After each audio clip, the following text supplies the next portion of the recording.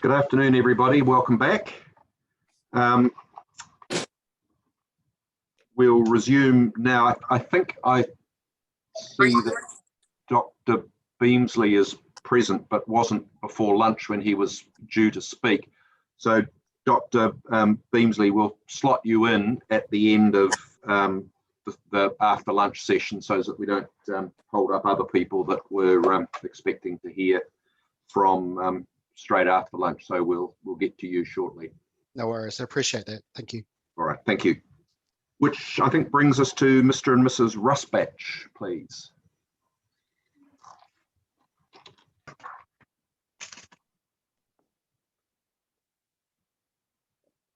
Afternoon. Hello. Oh, yes, there. Hello, Mr. Rusbatch. Yeah, I'm Graham Rusbatch. I'm also representing my wife.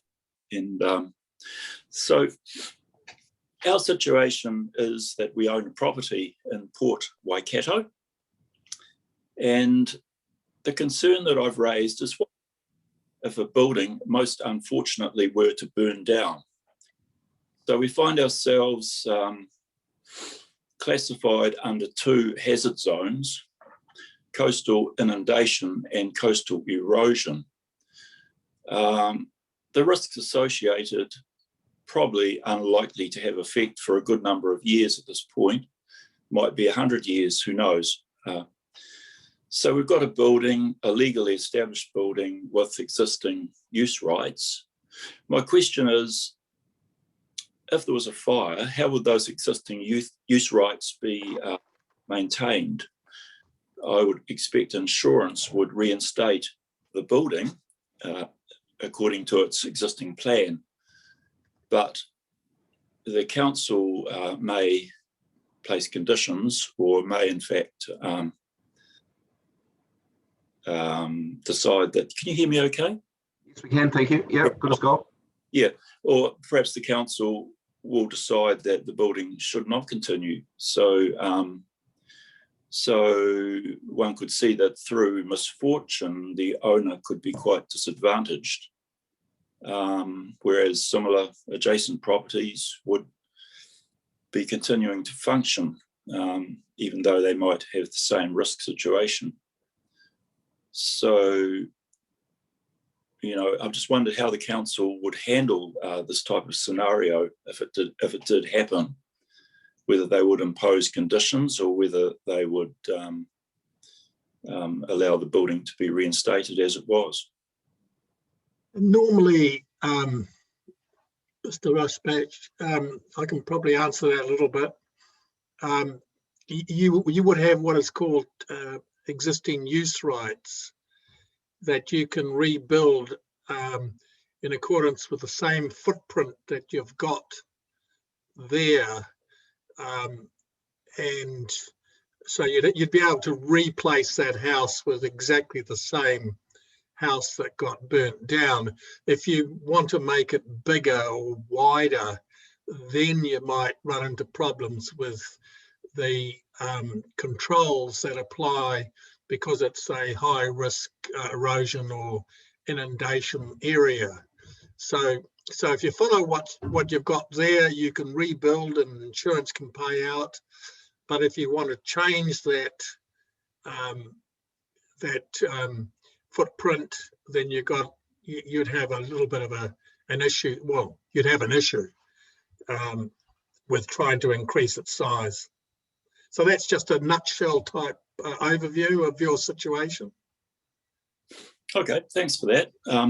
So I would say we won't be having any intent to increase the size of the building. It's really quite large. Fortunate for us that we've got that situation, I suppose. But what would happen, would the council potentially say you might have to raise the floor level when you rebuild it, which could incur significant costs that insurance may not choose to cover?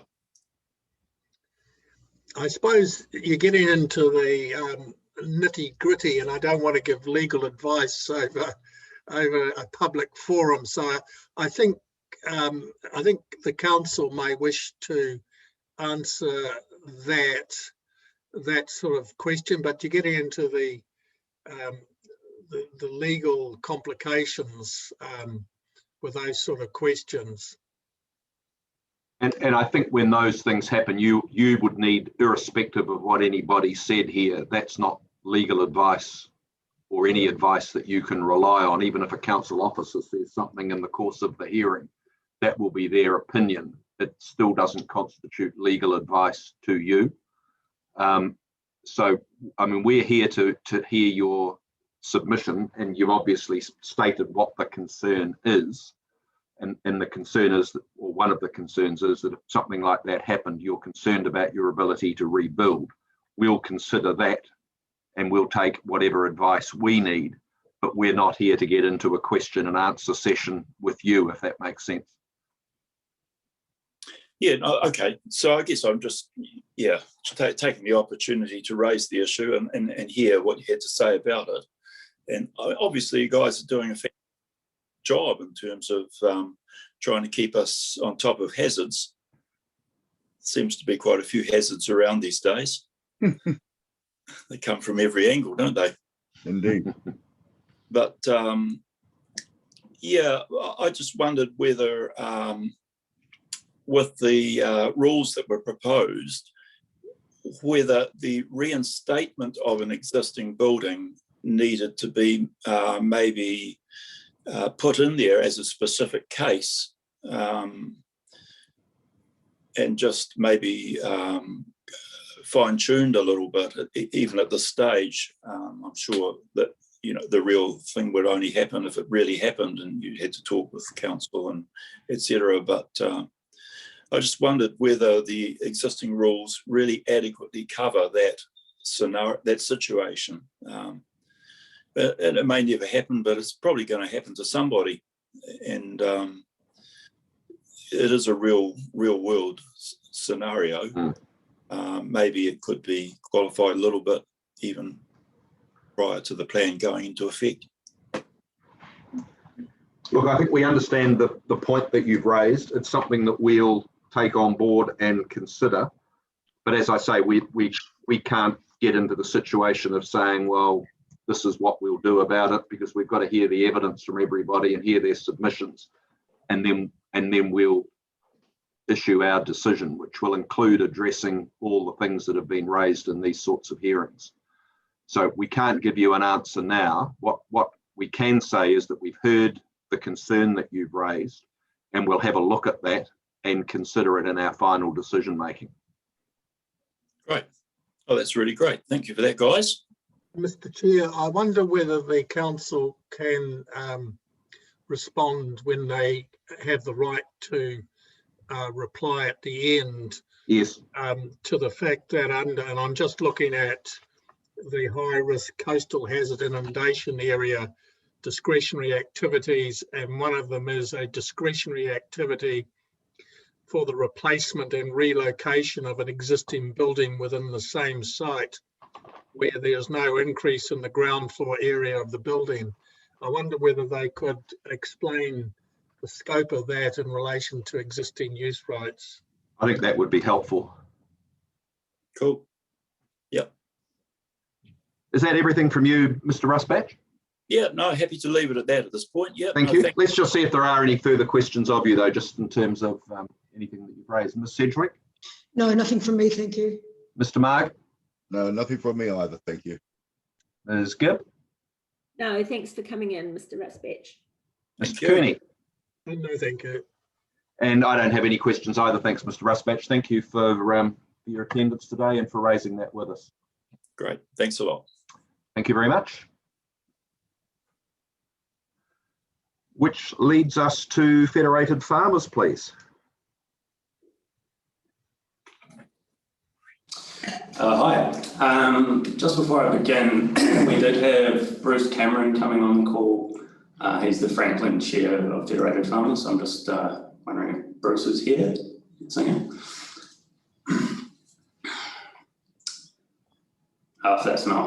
not, that's fine. We'll continue. So firstly, I thank the panel for hearing our submission and our evidence. Yeah, my name is Jesse Gooding. I'm a policy advisor at Federated Farmers, and with me is Hilary Walker, also a policy advisor. We're largely in agreement with the planning framework set out in Council's 42A reports, but there are just a few areas of concern that we have, particularly here in topic 27C, the flood hazards and affected areas. So these relate to hazardous substances within the floodplain, the relationship between the notified definition of hazardous facilities and a potential rules framework in this chapter. We are also a little concerned that the earthworks provided for under P6 and P8, sorry, that's 15.4.1 P6 and P8, may not allow for normal farming activities, particularly on the floodplain. And lastly, we just wanted to reiterate the point that there are reasonable investment decisions that may be made as part of a farming business around building a non-habitable accessory building in a hazard overlay or flood risk area. We consider that these there are situations where farmers might build something with a floor, not because they want to, if it is at risk, but because they need to. And we don't think the plan necessarily is enabling enough in that regard. I'll just talk a bit further, however, about hazardous substances. So we think, as does Council, that natural hazards do create an additional layer of risk.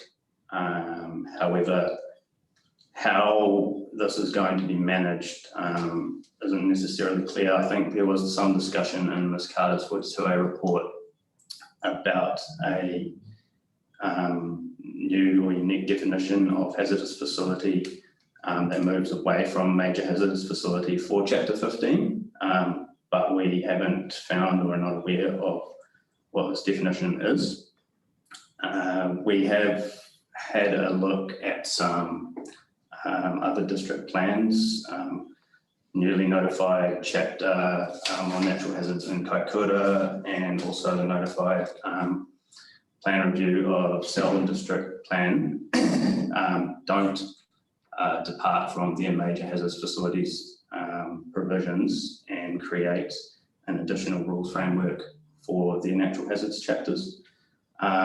But if we were to go down that route, we have had a look at the New Plymouth District Plan, which has a significant hazardous facilities. This does set out some thresholds, for instance, 100,000 litres of petrol, 50,000 litres of diesel, 6 tonnes of LPG, that's storage or use of those. And we believe something along those lines would be acceptable. As That's the proposed plan, isn't it? The recently notified one for which hearings haven't yet been held. Is that, or are you talking about the operative plan? No, that's the proposed plan. Okay. It also controls a number of industrial type activities like tanneries, oil and gas exploration, freezing works, things like that. And we believe like that's the policy direction that this chapter and the plan overall is looking to control in regard to hazardous facilities and use of hazardous substances. So we just would like to make the hearing panel aware of that and consider that could be a reasonable option to look at. In regard to earthworks, I'll just talk in a bit more detail as well. We think that yes, within a defended area, we don't want someone doing, cutting a track or doing significant land contouring at the toe of the stop bank and actually damaging the infrastructure, and it wouldn't be in the interest of the farmer. It's very unlikely that would happen, but we understand why there would be that setback control. However, we think over the floodplain, which captures a greater area, it would be reasonable to allow for ancillary rural earthworks as notified in Stage 1. However, we do accept what the 42A report says around the movement towards a definition of earthworks under the national planning standards. So we would seek in addition to 15.4.1 P6 or a new permitted activity rule, that would simply enable that wider range of earthworks provided for under ancillary rural earthworks. And that is the gist of our submission. If you'd like to say anything else. No, thanks, Jesse. I think that's covered it. Happy to take questions. All right, very good, thank you. Let's see if there are any questions. Let's start with you, Mr. Mark. No, thank you very much. No questions. Ms. Gibb? No, but interesting to hear what you'd rather define in the hazardous areas. I can see what you're wanting to say. Thank you. Ms. Sedgwick? No, you're right. In fact, it has indeed covered it. Thank you. Very clear. Mr. Cooney? No, thanks. No, and I don't have any questions either. Thank you. Thank you both very much. Thank you very much. Our next submitter is the where are we? Sorry, have I got the right? Yeah, the Horo Narara Community Group, please.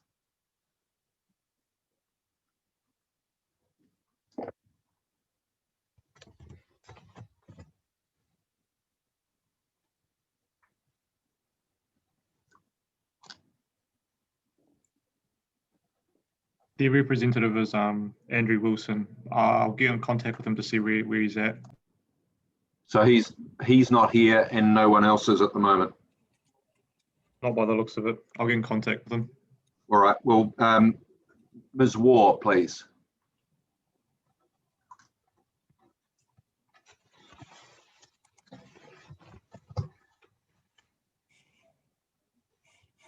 How and why? Is Trish Waugh is here. Hello. Yeah, I thought I saw her name before. I'm just trying to. Oh, you are there, Trish? Oh, great. Thank you. Sorry, I've only just managed to unmute. You haven't got your video on either. No, okay. Here we go. Here we go. Got it. Hello. Now, I was coming on after the Horonara report, and I was going to ask for my submission to be heard in relation to that submission. So I don't know where Andrew Wilson is. He was going to present the report. No, we don't know where he is either, obviously. So Fletcher's just going to try and get hold of him. So there's not much that we can do until that time. So maybe we can go on to Mercury. Yeah, I think we'll just proceed. I don't think we'll. Yeah. All right. Okay. I think we'll hear from Mercury, please. Good afternoon. You've got Catherine Somerville Frost as counsel for Mercury. Is my audio good? It's very good, thank you. Great. And you will have received legal submissions from us and also 2 statements of evidence. One yes, from we have. Great. One from Dr. Grant Webby, who should be online as well, and one from Mr. McKenzie. Yes, we have. Yeah. Yes. Got video and audio going. Great. I also have with me today Mr. Colson, who's the Manager Planning and Policy at Mercury, and Mr. Griffiths, who's the Planning and Policy Advisor at Mercury. I'm not going to repeat my legal submissions. I think the position that Mercury finds itself in is now very clear to the commissioners. They're fundamentally concerned about the management of flooding risk hazards, and they consider that the district plan at the moment fails to adequately manage risk associated with flooding. And that's through both the RMA requirements and also what's in the regional policy statement. The crux of the concern is that there hasn't been a risk-based approach in forming decisions on how we manage land use and intensification. And it's compounded by there being no spatial mapping of where this flooding risk is. And so we're not managing areas of significant natural hazard risk in the form of flooding in the way that we should. Now, we realise that it puts the commissioners in a difficult position. You can't turn back the clock and fix the flaws in the approach that you're now faced with, and the hearing needs to progress towards a conclusion. So we're therefore seeking now more pragmatic and pretty limited amendments. And we consider that those will improve how the district plan manages significant natural hazard flooding risks, but it's not the best approach. I've set out in paragraph 7 to 10 what I think you've heard from Mercury before, which is just an explanation around the role of the hydro scheme and what it can and can't do. So it can attenuate some flooding, but it's definitely not a fix to flooding. There's always going to be a need for the Waikato River to utilise the natural floodplains that exist downstream of Lake Taupo. From paragraph 11 onwards, I talk about what Mercury has been doing in order to try and encourage council to take a risk-based approach, to get spatial mapping done, and really trying to get that comprehensive risk assessment undertaken. They've been trying since, well, I've seen correspondence dating back to 2004, but I think it's even earlier than that. They've really been endeavouring to work collaboratively with council, but haven't been able to get the outcomes that they would have liked. Really, they want to have seen that risk assessment, a hazard assessment being undertaken first, spatial mapping done, and then the plan's response to that following. I've set out in paragraphs 14 onwards the statutory framework and the regional policy statement requirements for how risk is to be addressed. I'm not going to teach anyone how to suck eggs or walk you through those, but there's a very clear direction in the RPS around how we should address risk from natural hazards, including flooding. And I've set them out in some detail through to paragraph 24. So going to 25 of my legal submissions, in the absence of that comprehensive risk assessment, we've really looked at identifying the minimum, what we could do now to improve the district plan. And we think there are two matters that should be addressed. The first is the spatial identification of flood hazards in Lake Waikare and the Rangiriri spillway. And you might recall that matter popping up in the Ohinawai hearing. And we would like to see the mapping of the 1% AEP design level, that's 7.37 metres, as part of the floodplain management area overlay. The other are various amendments to the policy framework and rules to help manage areas of significant risk within the floodplain.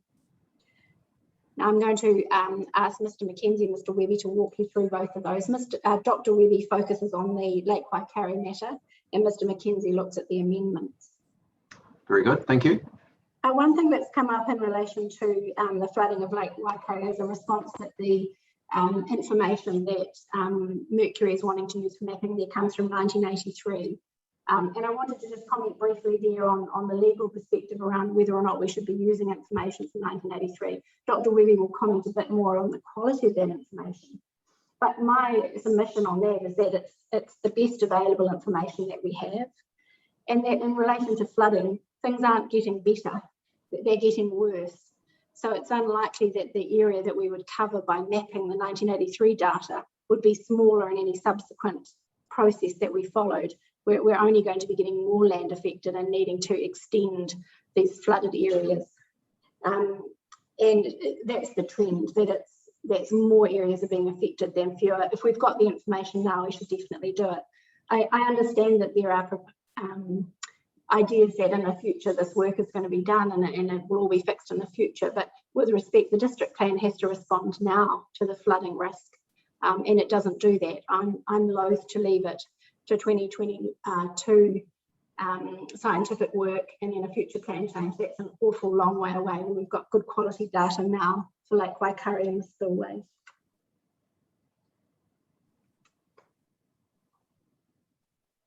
The last point that I wanted to make, and this is moving to para 38 of my legal submissions, is a suggestion in the planner's report that Mercury ought to provide more information and more assistance and come up with a solution in effect. And I want to respectfully submit that that's kind of the problem and the point that Mercury is wanting to make, which is that it's not its role to address flooding risk, but it holds information which is relevant to that, and it can help that process in terms of assessing risk. But there's no further information that Mercury can use to come up with a package or a complete solution to this problem. And so it's really seen its role as being to try and encourage the council to take that risk-based approach. I do think that between the regional council and the district council, there seems to be an awful lot of information, whether it's GIS or quite what it is, council officers keep, they bring up these screens and they've got all these fabulous layers of information, and they can turn them on and off at the click of a button. And I'm sort of bemused and bewildered as to why that information can't be used to flick through into a risk-based approach. But we're told time and again that that information can't be used, won't be used, we're going to do it in the future, leave it until later. I'm not understanding why that is. So in terms of legal issues, other than noting that there's been a failure to address the RMA requirements and the RPS requirements, which are pretty fundamental legal issues to have to raise at a hearing like this, I really wanted to leave you to hear from the experts rather than take up too much more of your time unless there were questions. Let's hear the, I think we'll hear all the evidence, and then we might interrupt as we go if there's something that's burning. But otherwise, I think we're best just to get to the end, get the full story, and then we can see what's missing from our point of view in terms of questions. Mr. Chair, when I haven't seen those legal submissions, I'm just wondering when they were filed. I've been looking. Yeah, I must say, I've been doing the same, and going to get them afterwards from somebody. But sorry, last week. Yeah, sent in the usual way through the district plan email. So it would have been Wednesday or Thursday of last week they were filed. I do apologise for that. No, it's well, if they've been filed, they've been filed. There's no need to apologise. They've just gone, missing. So yeah, I can resend them through to Fletcher if that's helpful. That would be really helpful. And I think we'll give you the clear undertaking that if there's anything in the written submissions that aren't clear, we'll inquire and get you back before the end of the hearing so we can ask you, so you're not disadvantaged in any way. Thank you. Have you had an opportunity to read the two statements of evidence? Yes, we have. Yeah, we've got those. Yeah, we absolutely have those. Oh, the legal submissions have gone missing. That was why no alarm bells rang, because a lot of parties aren't represented by council. And we thought, well, we've got the evidence, that must be the way that Mercury was proceeding. So it was sort of, it didn't ring any alarm bells at our end until we put it into writing for you, and there's quite a bit of detail in there which steps through the RMA and the regional policy statement to support what my oral submissions were. So hopefully they'll be helpful, but I'll make sure that I send them through again. All right, thank you very much. So just on that, the gist of your argument is that the council should have taken a much broader risk-based approach to fulfil its duties under the RMA, which really translates into it should be covering a much wider area throughout the district. Is that where you're coming from? We assume that that's the case, but without having undertaken a risk-based assessment and looking at all of the available information, we can't say that with certainty. I mean, that's the information gap. I assume so, yes, that there would be more areas affected than are currently mapped, but that's an assumption. Yeah. It could come back and say, well, actually, you've overestimated, and what you're currently mapping, you've overestimated, but I think that's pretty unlikely. You could ask Dr. Webby about that, but I think at the moment it's really only the main channel and not the floodplain that's mapped. So I suspect a greater area. It more flows not just from the RMA, but actually from what the regional policy statement directs in terms of what needs to be done for natural hazards, including flooding. So yes, it's the general RMA direction, but this RPS is very directive about how we're to respond to those risks. It sets it out in quite a lot of detail. Yeah, okay, thank you. All right, thanks, Ms. Somerville-Frost, and apologies for not having your subs in front of us, but I think we've outlined a way forward that shouldn't disadvantage you at all, and we'll make sure that we catch up as part of our homework. Thank you. Dr. Webby. Dr. Webby first, thank you. Thank you. My name is Grant Webby. I think you have my statement of evidence in front of you. We do, thank you. Okay. And just restating that we have read it, and we're expecting a highlights package of key issues, as opposed to necessarily taking us line by line through the technical detail as per normal practice. That's certainly what I intend to do. And there are two main issues, or two key areas that I want to talk about. Firstly, Lake Waikato, and secondly, areas of significant risk. And I just want to touch on at the end one additional point that cropped up yesterday in evidence that Mr. Lefting from the Regional Council gave the panel. All right, thank you. So if we focus attention on Lake Waikari, Lake Waikari and its surrounding catchment below RL 8 metres are an integral component of the Lower Waikato Waipa flood control scheme. The lake provides temporary off-channel storage capacity for excess volumes of floodwater in the Lower Waikato River, and that's to provide flood relief for people and property further downriver. The current design flood level for Lake Waikari is RL 7.37 metres, and that level has been derived by a very careful hydrological and hydraulic analysis carried out back in 1983 of flood volumes entering the lake from a 3-day 1% annual exceedance probability, or AEP, flood in the Lower Waikato River. And that was assumed to spill over the Rangariri Spillway into Lake Waikari and out of Lake Waikari then into the Whangarimo swamp area. The flood volumes in that 1983 analysis also allowed for direct rainfall on the catchment area and local catchment inflows and outflows.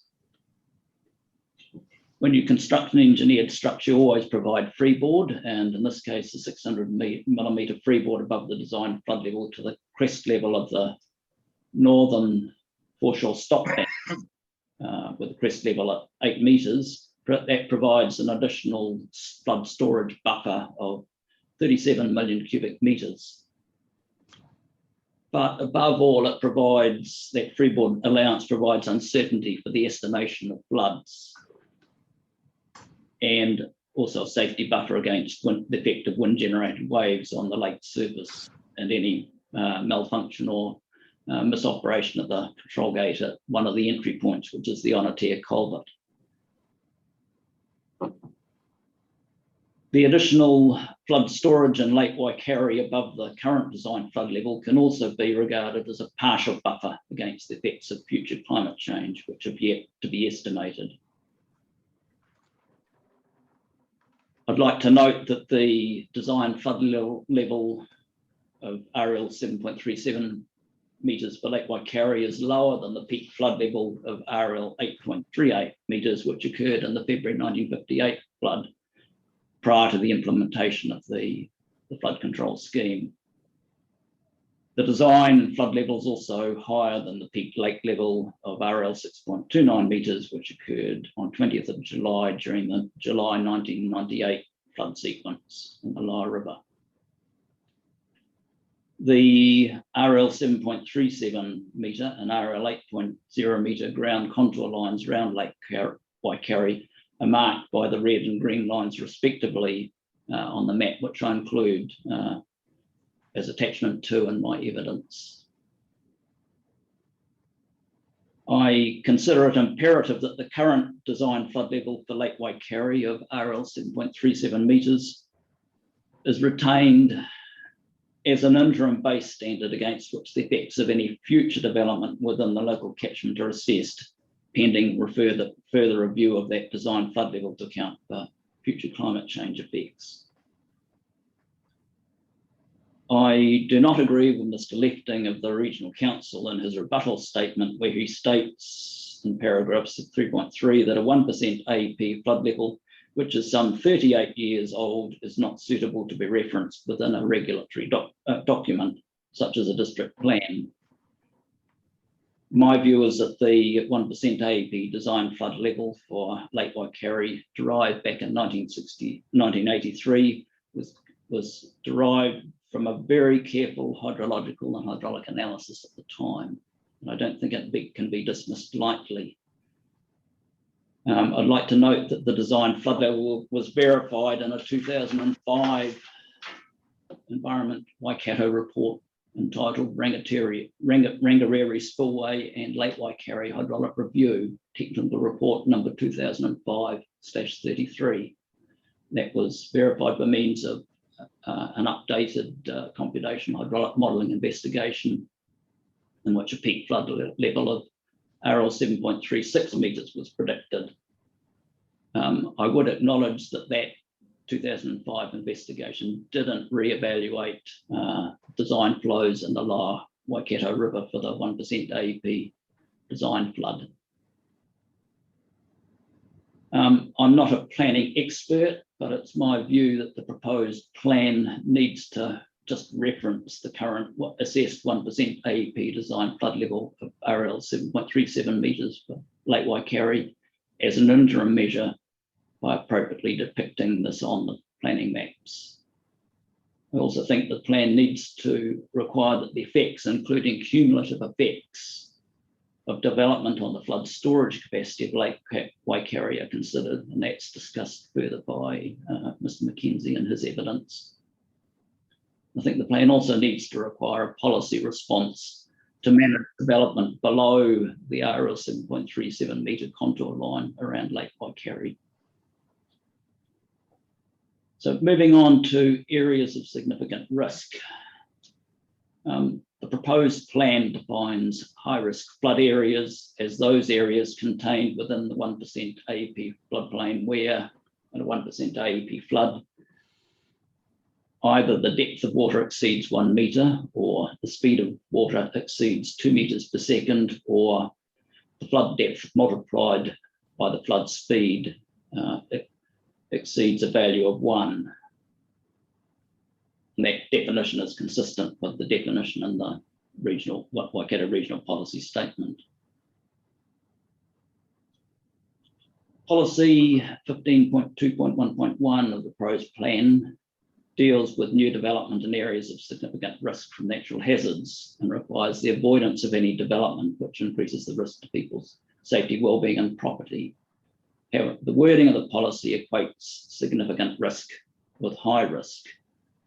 And I'd like to make the point that there are floodable areas outside of high-risk flood areas which are also of significant risk. These areas include the H4 and H3 hazard categories shown in my attachment 3 graph or diagram reproduced at the end of my evidence. Could I bring that up? Sure. I'll do is I've got your evidence open in front of me. I can probably might be quicker if I do it. Can you just tell me what it is you want me to show, just so that I'm really clear?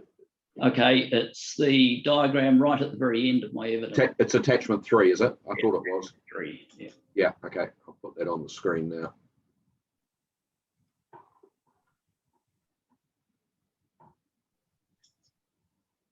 How's that?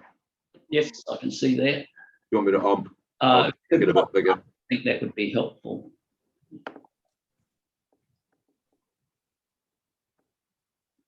And if you just lift it up slightly. Yeah, I'm just in the process of doing that. It's got a bit of a hair trigger on it. I'll leave the headings off and you can. Yeah. There we go.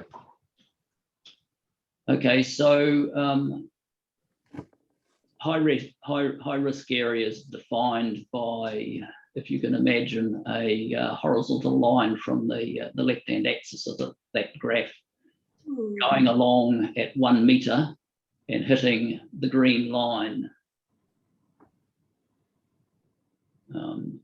Well, the yellow line, sorry. And then following that curve down, and then that yellow line between H4 and H5 drops off at 2 metres a second. So anything above that line that I've tried to sketch verbally fits the high risk category. But anything below that is not captured in a high risk area. And that's the point that I'm trying to make, that there are other floodable areas that would fit that category below the line and within a 1% AEP flood area of extent that have hazards, or fit a hazard level of H4 and hazard level H3. H4 is hazardous to, it's unsafe for people and vehicles, and H3 is unsafe for vehicles, children and the elderly. And if I can just describe the pedigree of this particular diagram, it comes from a 2019 publication, or a 2019 version of Australian Rainfall and Runoff, which is the latest iteration of a document of that name, but this one has been published under the auspices of the Australian federal government, so it has quite high standing. Just clarify for me, when you just describe how you drew your line, you said 1 metre depth. 1 metre go depth. Go across horizontally. You said the 4 metre mark. Is that where you went referring to? No, to the H4 line. Oh, I'm sorry. That's okay. The yellow that's now it explains it. I get it. Thank you. Yeah, and it just follows that boundary line. Yeah. No, I follow you. All right. All right. Thank you. Okay, so yeah. Now, paragraph 143 of the section 42 report describes the approach used to develop the policy 15.2.1.12, reduce potential for flood damage as being a risk-based approach. However, it only distinguishes between tolerable risk and significant risk, with significant risk being equated to high risk. My view is that application of this approach means that floodable areas within a 1% AEP floodplain extent that do not meet the high risk area definition, such as what I've just described on that diagram before you, they would fall into a zone of potentially unmanaged risk. And this is because in the plan, such areas are deemed to be areas of tolerable risk. I disagree with this two-tier approach of the proposed plan, as it fails to recognise the continuum of hazard categories shown on that diagram before you. Policies 15.2.1.1 and 15.2.1.12 of the proposed plan currently drafted mean that floodable areas within a 1% AEP floodplain extent, which have combinations of flood depth and velocity contained in that area below that imaginary line that I tried to sketch before, fall into a zone of potentially unmanaged risk.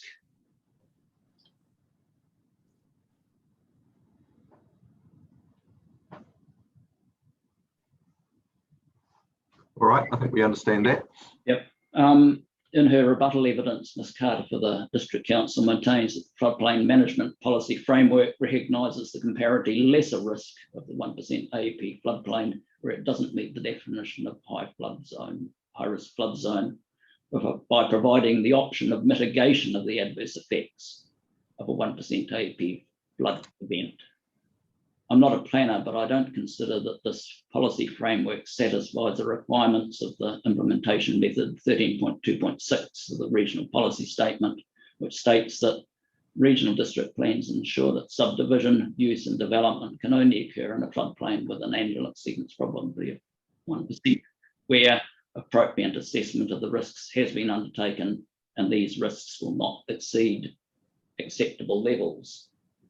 So in my view, the policy framework as formulated does not address flood risks arising from combinations of flood depth and flow within the zone of potentially unmanaged risk.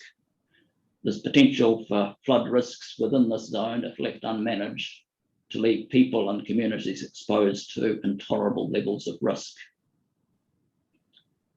I consider that policies 15.2.1.1 and 15.2.1.12 should be amended to recognise the continuum of flood hazards and cover floodable areas within the 1% AEP flood extents that do not meet any of the criteria for high-risk flood areas. The last point I'd like to touch on is the issue of the Waikato hydro system operated by Mercury being able to, well, I think Mr. Lefting in his evidence yesterday suggested or left you with the impression that Mercury had advised him that the Waikato hydro system would be able to absorb, with its reservoir system, be able to absorb the effects of floods in the future, accounting for climate change. And I'd just like to correct that impression that while the Waikato hydro system does provide some degree of storage, the primary storage is in Lake Taupo at the head of the system, and that would be able to absorb some increased flood volumes induced by climate change. But the middle catchment, basically the hydro system has no ability to control those inflows and basically has to pass them through. So any outflows from the whole system would certainly, if flood volumes increase due to climate change, then any flood outflows would be likely to increase as well due to climate change out of Karapiro.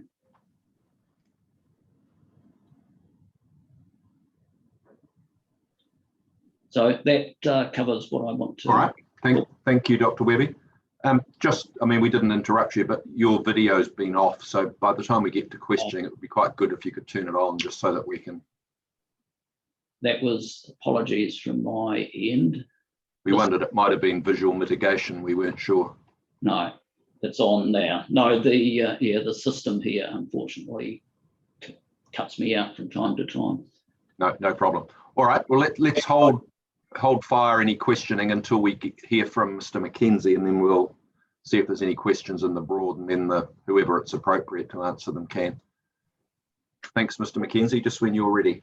Ora koutou, Angus Mackenzie tōku ingoa. Thank you for the opportunity to present today. Really appreciate it, and I'm really enjoying the Zoom hearing, so thank you very much for the skillful way that you're facilitating that.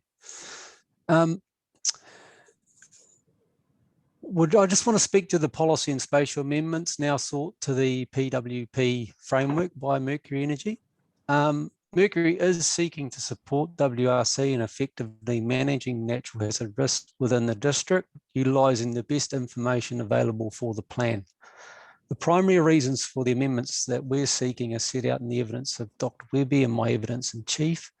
For expediency, I'll just summarise the key changes requested, noting that the amendments proposed are in the absence of the Council taking a risk-based approach to the development of the PWP framework. Mercury is seeking the following relief through changes to the plan. The spatial identification of flood hazards related to Lake Waikari and the Rangariri spillway through the mapping of the 1% AEP design flood level of RL 7.37 metres as part of the floodplain management overlay. In my view, and as supported by Mr. Webby, Council should use the best available information it has and not wait for further modelling analysis to include these areas within the plan. The plan review process provides an important opportunity to give statutory weight to these areas of known flood risk. Historic information, flood data and photographic evidence on the spatial extent of the floodplain is currently available.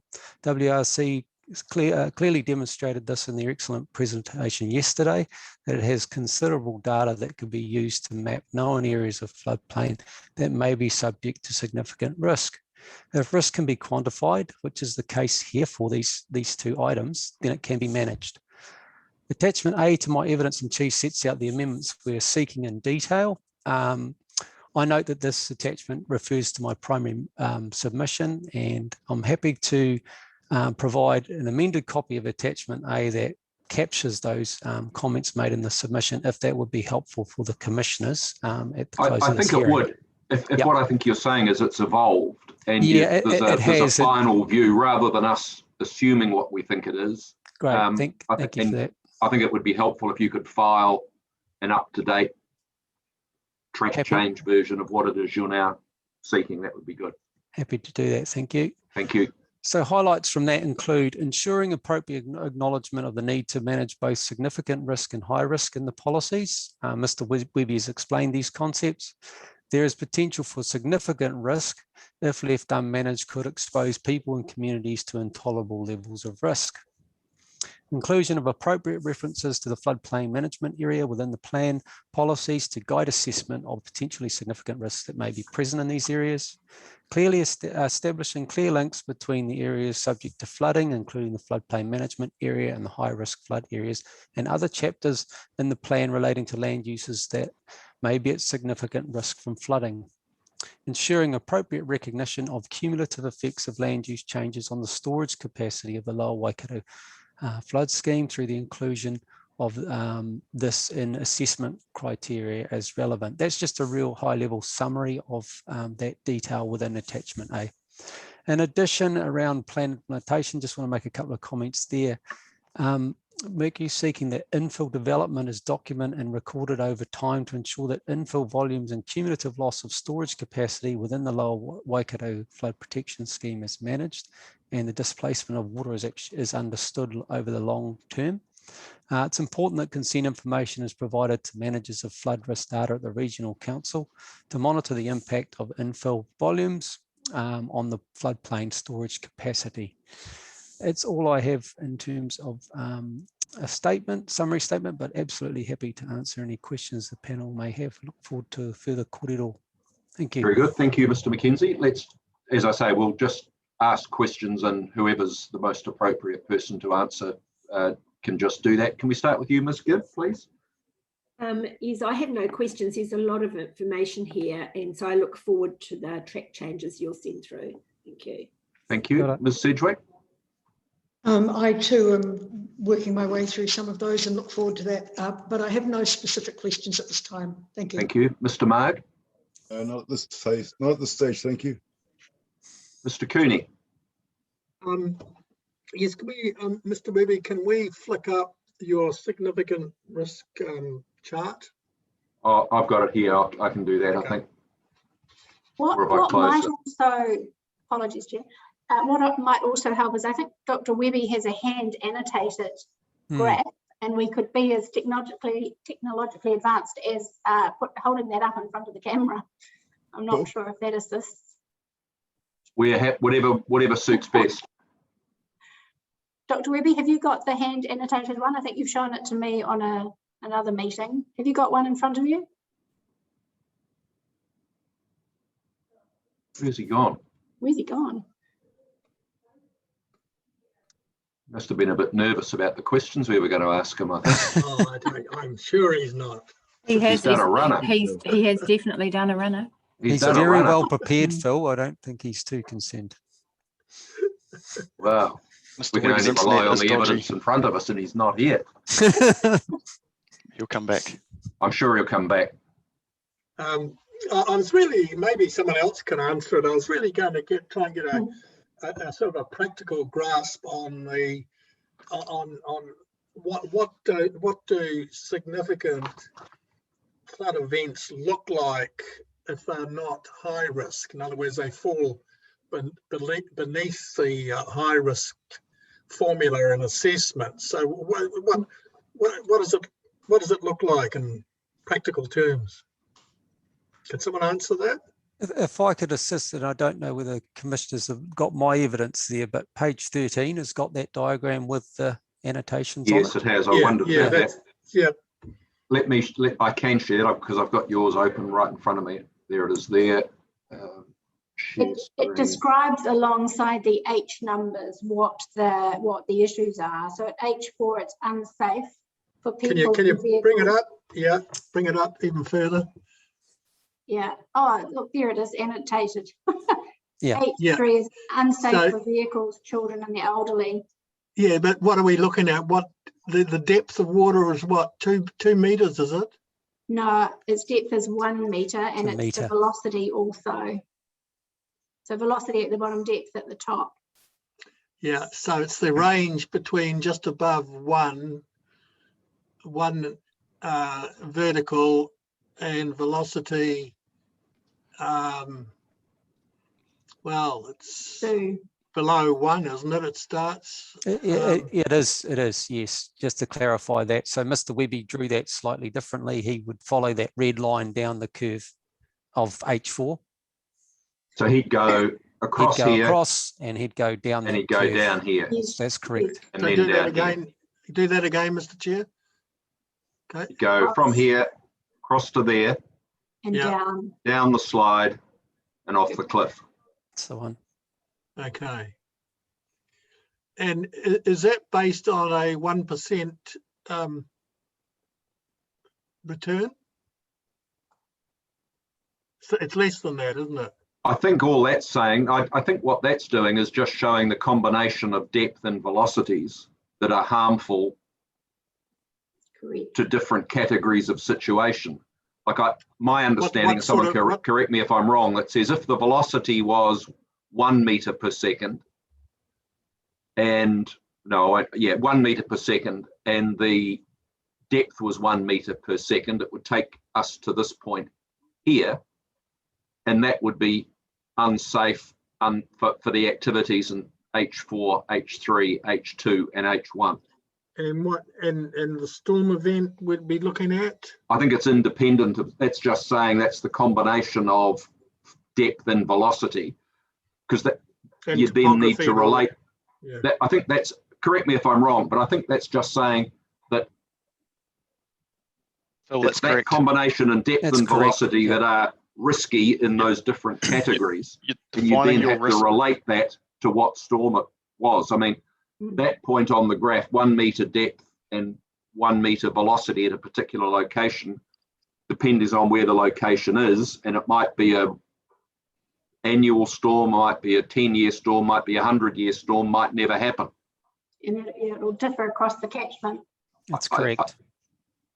So I don't think you can relate that to a storm event. You can simply relate it to what the degree of hazard is for different combinations of depth and velocity. Correct. So how do you actually identify, it on the ground, as it were? How do you actually carry out an assessment of that particular significant risk? What information do you look at? Is it encompassed in the high risk assessment and you come down? Can I have a go at this one? Thanks, Fraser. Dr. Webby is trying to get back on, but is having trouble. By mapping the 1 in 100 event, you're then looking, so if you look at your criteria, which you've just looked at the risk matrix, then you look at your hydrology event, then you look at the results from what you modeled, then you can see where the potential significant risk lies. So we're looking at what we've modeled as high risk. We're looking at what some of the effects which are less than that, which still need to be managed. But as a result of how you've defined your appetite for risk, potentially remain unidentified and subsequently unmanaged. Yeah, I got you. Rick Lifting here. Can I please make some comments to this? No, I don't think you should at the moment. You'll be able to reply in due course. We are hearing from the Mercury witnesses, and I think we should give them the opportunity to respond. And if there's anything that we're unclear of after they've done that, then we'll come back to you. Thanks. I'm not sure who's got the lobby. Is there someone who can check that he's not waiting in the lobby? I can confirm he's not in the lobby. He's not in the lobby. What you might want to, no, that won't work. He might be able to access the Zoom link by phone and just do it on audio is what I was thinking. Yeah, that's a good idea. I'm trying. It may not be, Matt, I haven't got many questions, but just going back to that point. So if we're to include the significant risk areas, that's a wider area of identification.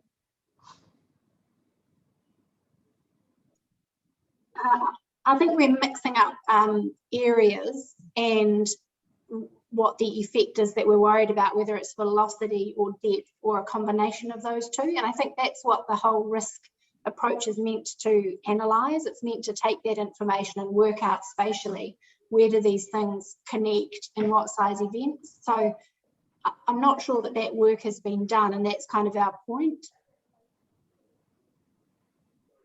Can I just ask a question here?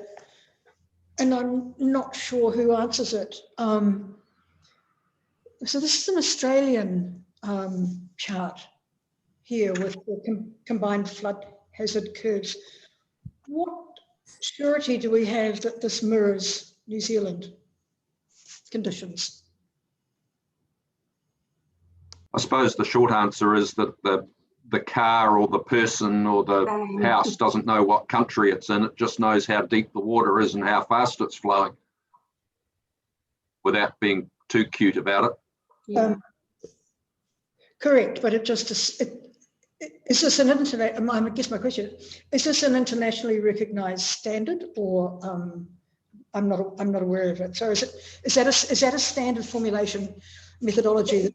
It's a federal government publication, and it would be similar to what we might see in the Auckland TP publications.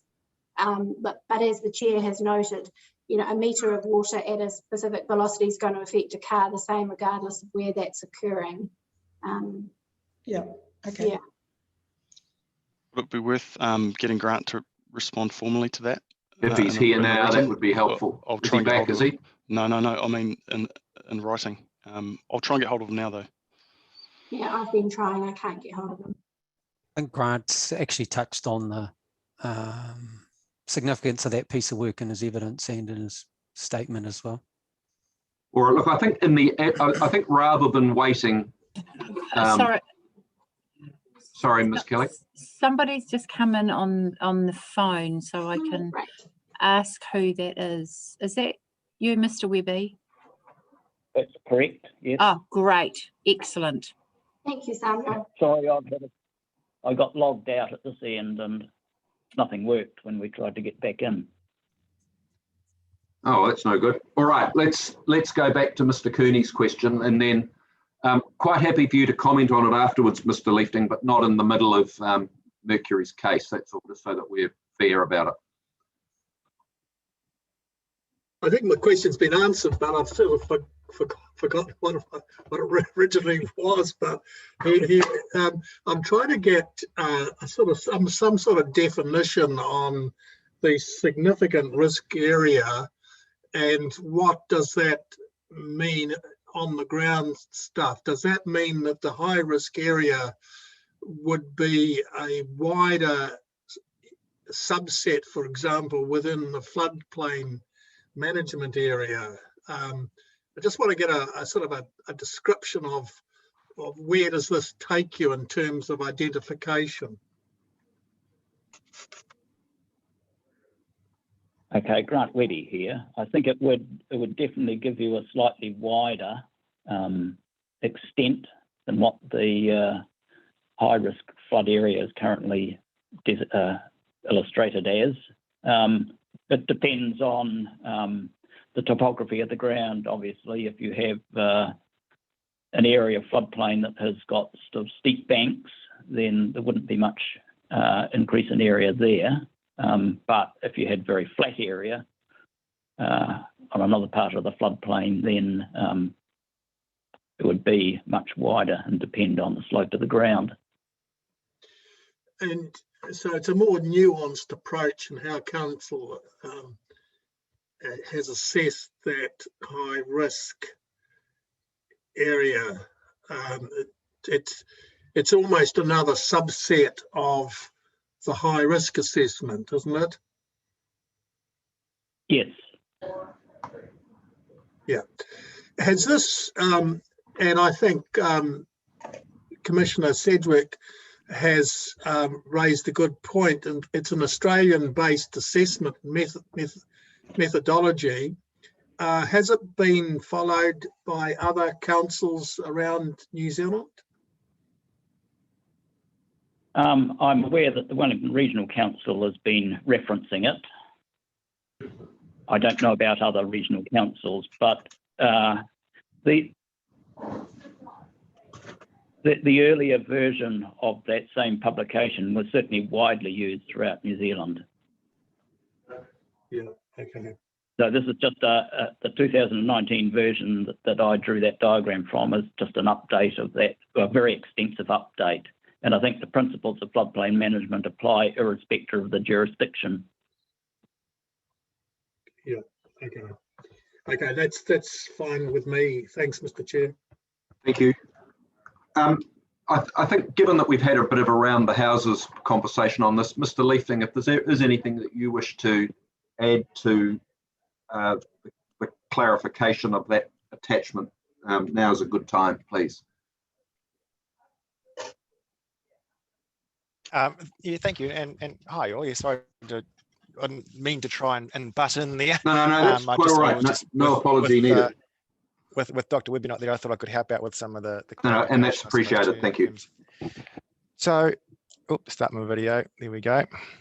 So, look, what I've got here is, and look, I'll be guided by Janice Carter really in terms of the replies to Mercury's submission and presentation. I'll be guided here whether I just reply and give some information around specifically around the flood hazard classification, or should I wait until Janice will come through and have a more of a coherent approach to this, and I can then add in my 2 cents for this flood classification as required? Look, I think if there was a specific point that we were unclear what the answer was, now would have been a good time to answer it. But I think to the extent that the council wants to respond to matters raised in submissions, that's why they have a reply statement that I think we're better to get in due course in its totality, rather than just cherry picking this particular one at the moment. So I think fine, the best course of approach is for you and Ms. Carter to liaise as needed and reply in her reply document, in the future. That's fine. Absolutely all fine. Right. So thank you. I've only got one question, and I think it's probably for Dr. Webby. As I understand the point that's being made, is that the council considers that the flood mapping in relation to Lake Waikari is unreliable effectively because of the age of the modelling work that was undertaken back, I think, in 1983. Could Dr. Webby express an opinion about the accuracy of that approach versus the accuracy of the one-dimensional modelling that has been undertaken for parts of the catchment and which the council has relied on in proposing hazard maps? Okay, I will answer that in using the 2007 Environment Waikato report that I referred to verbally, which was report number 2005/33, Rangariri Spillway and Lake Waikari Hydraulic Review. That, as I read it, used a one-dimensional approach to just reassess the design flood level in Lake Waikari, and it came up with an answer of RL 7.36 metres compared to the design RL of 7.37 metres back in 1983. So it was a pretty good verification of that design flood level set back in 1983. So I don't think you can dismiss the 1983 value. I'm not sure. I'm not sure that necessarily quite answers. I mean, my question, in general terms, you're saying rely on 7.37 as a planning map descriptor. The council is saying in other areas rely on the one-dimensional modelling that's been undertaken, which, by the way, as I understand it, doesn't include provision for climate change. It's simply what's there now, or what's there when they did the modelling, and I think that's correct. Are they roughly comparable in terms of confidence in the lines that you draw under both scenarios, or is one better than the other? I think they're roughly comparable, yes. All right, that's fine, thank you. All right, very good. Is there anything else that Mercury wants to tell us about? So thank you, sir. I think that's it, and we will get you that amended attachment A from Mr. Mackenzie as well. That would be very helpful, thank you. And just confirming, we have, while the presentations have been ongoing, received a copy of your submissions, so your legal submissions. So we'll get back to you if we have any questions on them. Thank you. Thank you. Thank you. Our next submitter is Mr. McBride. Mr. McBride here? Yes. Oh, he is here. I thought you might have been sick of us, Mr. McBride. Or vice versa. Indeed. Apologies for my wife. She's somewhere on the way from an appointment. You've jumped me in the queue a number of places, so I'll have to tough it out without her. All right, just proceed as you see fit. Thank you. Okay, so I've got a short presentation, which is a PowerPoint, and the wonderful wonders of technology. We're meant to be able to run this concurrently as me speaking. So if we can go to the first one, Fletcher. No, we're not quite in slideshow mode yet. Don't think something. Here we go. So I'm away, am I? Yep, fire away. Okay, hi. So this is pretty short. This is very much a practical layman's interpretation of flood effects on the lower Waipa and in particular on our own property. What I would suggest that it's a bit of a misnomer to call it a natural flooding as a natural hazard because of the effects of the hydro systems on the Waikato River. We see that in a literal sense with a flood event where the manipulation of water flows and holdbacks on the Waikato undoubtedly affects ponding and backflows on the lower Waipa. What I would suggest that I feel is that the flood management zone data is unreliable, bearing in mind that there's a LiDAR review happening as we speak, which has been funded by 10 councils in the Waikato to the tune of $1.53 million.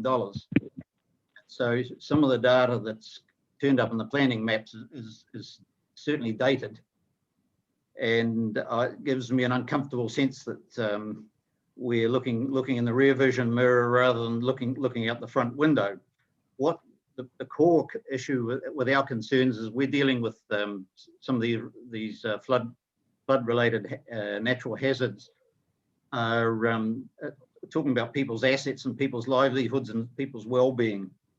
So what I'll show you in terms of in terms of my flood-related background, I sat on Waikato Regional Council's River and Catchment Services for 6 years as an appointed regional councillor, and which gave me an oversight into a $36 million per annum budget.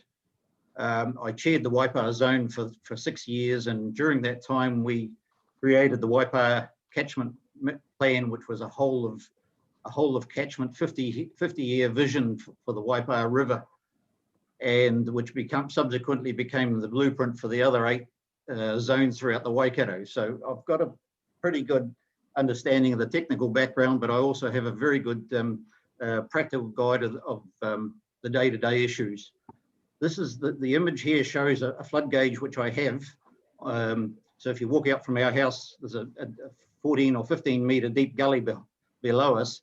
This is a flood gauge with all the floods that I can find indexed back to 1875. So I can literally on a daily basis walk out on my deck and look at a flood and calibrate it compared to some of the historical floods and the individual influences of management in a wider field. And in that I refer to, again, to the Waikato hydro schemes. One flood we had a few years ago sat there for 28 days in the lower Waipa, not because of any flow issues from upstream, but because of the Waikato management of the hydro schemes. So what next one. So what I want to do is use some illustrations that I've been involved in personally to talk about the reliability of these flood maps, planning maps, and data. So this is the property on the left. There you can see the shape of a sort of an H. is a section we bought. I'm in charge of creating the Te Otamanui walkway, and that's the route down through the left-hand side of the cross-hatching. And one of the properties we couldn't get past, so my wife and I went in and bought it now. So obviously we know the place intimately.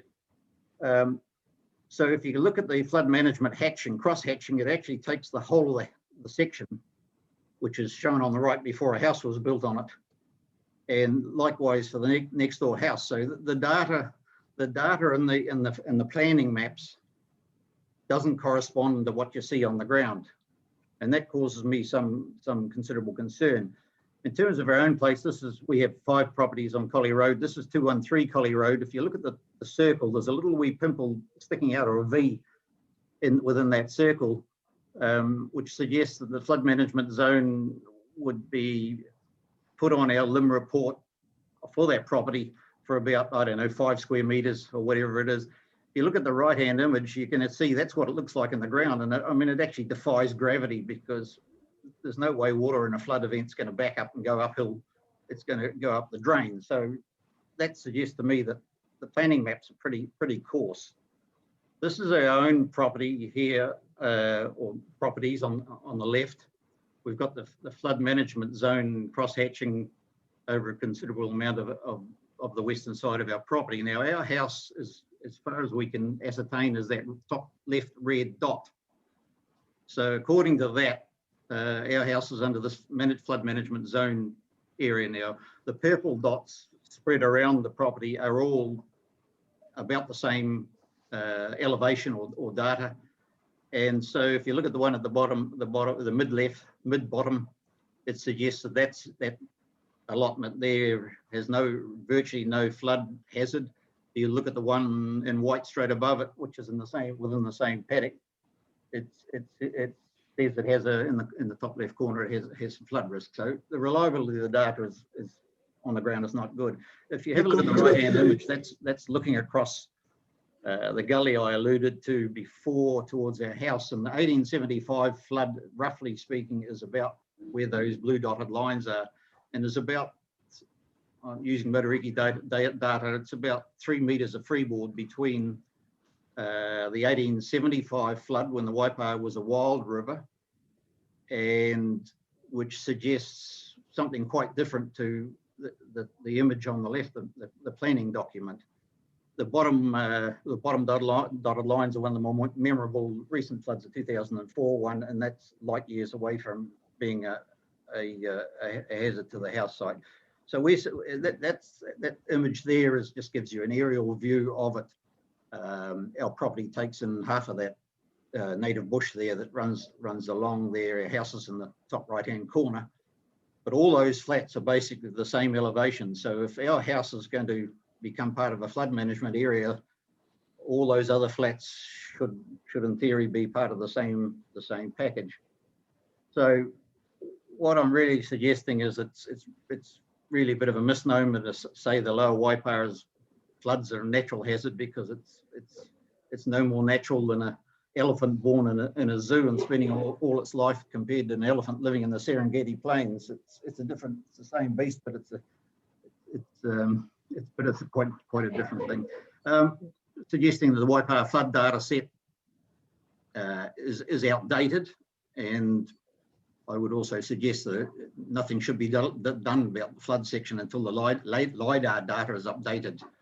One of the things that particularly concerns us about this is the individual property owners' home insurability and perhaps financial security. If this sort of data is going to be placed on a LIM report and on a planning document, and if any one of you commissioners or myself happen to have a home that had liquefaction identified under it and a fault line and a fire hazard and a flood hazard, I would think it would be only a matter of time before the owner's insurance company is going to start loading up the risk factor against the property. If a property becomes uninsurable, there's a risk that a finance company would call in a loan because the risk is simply unacceptable. So I am suggesting in all this that you know, the military can lob a bomb through a window from 30 k's out, but we've got planning maps here that are unreliable and pretty rough. So just to wrap it up, to conclude this, in terms of a personal approach, my wife and I are particularly interested in the planning map limitations for 213 and 220 Collie Road, because a site verification will not align with what the planning maps are. That's me done. Thank you. Very good. Thank you very much, Mr. McBride. Let's see if there's any questions for you. I might just, I think could you turn your presentation off? We'll get it back if we need it, but it's just easier to see you and everybody else in the room if that's not there. So let's see how we go with questionings. Mr. Marg? Oh, look, no questions from me, Grant, but good to hear you. Okay, bye. Good on you, Wayo. Ms. Skibb? No, thanks, Mr. McBride. Very interesting, and yes, I understand your property situation and I know what you're saying. I understand what you're saying. So very clear presentation. Thank you. Appreciate that. Ms. Sedgwick? No questions. Thank you very much. Mr. Cooney? You showed your house site. Can you flick that up again? There was looked like two areas hatched there in terms of flood identification. Just want to know what the difference is there. Yeah, you got the red, and then you've got that one. Yeah. So you got your red and you got your purple. Is there a difference? I don't know. It doesn't show up on the legend. I would just assume it's all the flood management zone. Okay. I can't account for why those two bottom allotments are got no cross hatching and no colour. So that's a floodplain management area. I believe so, but my wife tells me that I'm colour challenged. So there's not a lot of difference between that and a flood zone to my eyes. Yeah. I'm just looking at your duck pond there. Did you get any ducks on the weekend? No, that's strictly environmental benefit. We don't bother. Oh, okay. Ducks, I chase the venison. Okay. All right, and I don't think I have any questions either. So thank you very much, Mr. McBride. It's very helpful. So is Dr. Beamsley still present? Yeah, I managed to last through. Very good. All right, we'll hear from you now then, please. Then we'll go to the Horo Narawa, what are they? The group or community group, and then from Ms. War, and then I think we'll be up to date. Great. Okay. Well, firstly, thank you for accommodating me and the fact that I couldn't make it into the last session. I guess my concern is mainly around the definition. I have no concerns with the concept of creating coastal hazard zones, but my main concern is around the magnitude or the value of the water level that was assigned to creating the hazard zone, and how that it's disproportionately large and it represents something that's closer to akin to a worst case scenario. So specifically, I guess there's a couple of things here. I noticed that council requires that the most up-to-date information and data is applied to assessing these values. Sorry to interrupt, Mr. Beamsley. Would you mind just adjusting your video screen a bit? We can see the very top of your head. Yeah, sure, sorry. That's better. Great, okay. I'm not sure if it's better or not, but we can see you now. Thanks for that. I note that a couple of things, and it's that council is concerned with using the most high quality up-to-date information and how it's important for the definition of natural hazard risk management, and it requires the use of the best information available to identify land that may be subject to natural hazards. And this is in chapter 15, paragraph 8 of the proposed district plan. One of my concerns is that rather than using contemporary data to define what these magnitudes are, the council has relied on analysis of water level data that is 6 years old. The analysis was really well done. This was something that was undertaken by NIWA, so I've got no problem with the analysis. But if you're going to define extreme values, you need as long a record as possible, and that hasn't been considered within the council's response. And specifically for the Raglan Harbour, they've relied on information and data from Kawhia Harbour that was presented again 6 years old. And the analysis that I've undertaken has shown that maximum tidal elevations are around 10 centimetres smaller in Raglan at the location of the tide gauge compared to Kawhia. So I guess it's this combination of processes that the council experts have applied in defining what the maximum level is. So they've used Kawhia Harbour data, which has a 10 centimetres higher maximum sea level compared to Raglan Harbour. They've used a maximum tide, which it recurs every 18.6 years. They've used maximum storm event in terms of a storm surge event that has been defined within the period in Kawhia Harbour. And then they have used a long-term sea level anomaly as well, which is a maximum for that period within Kawhia Harbour. Now, that is a value that was reported, and what council experts have done is just parroted on what was reported in Stevens et al., which is the NIWA report, which was 2016. My other concern is that in that report, it explicitly says that that value is something that is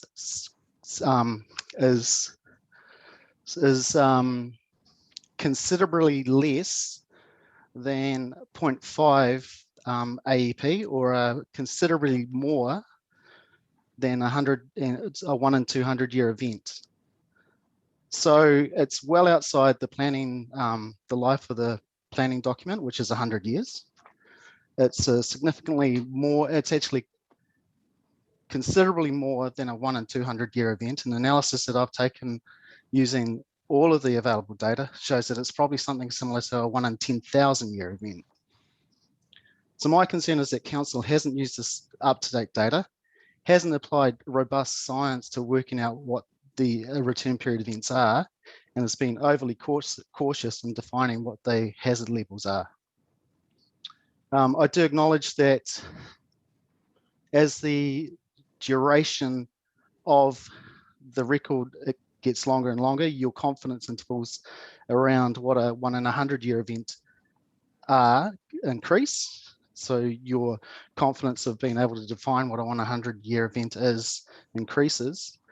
My concern, I guess, also is that the council experts are relying on data which has 6 years of data. And they even note in their response to my submission that they're concerned around me presenting something that relies on 10 years of data when they themselves are relying on something that only has 6 years of data behind it. So those are my main concerns. All right, thanks, Dr. Beamsley. We may have some questions. Let's just see. Can we start with you, please, Ms. Gibb? No, I'm sorry, I have no questions of you, Mr. Beamsley. Ms. Sedgwick? Nor me, but thank you very much. Mr. Marg? None from me, but thank you. Mr. Cooney? No, thank you. I've just got one, and I'm not sure if you can help answer the question or not, but I'll pose it anyway.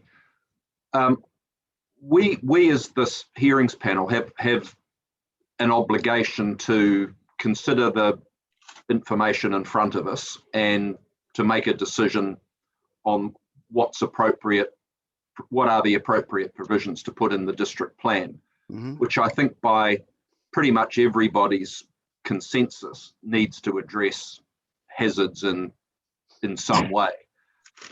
You've identified a problem with the reliability of the data and the way that the analysis has been undertaken.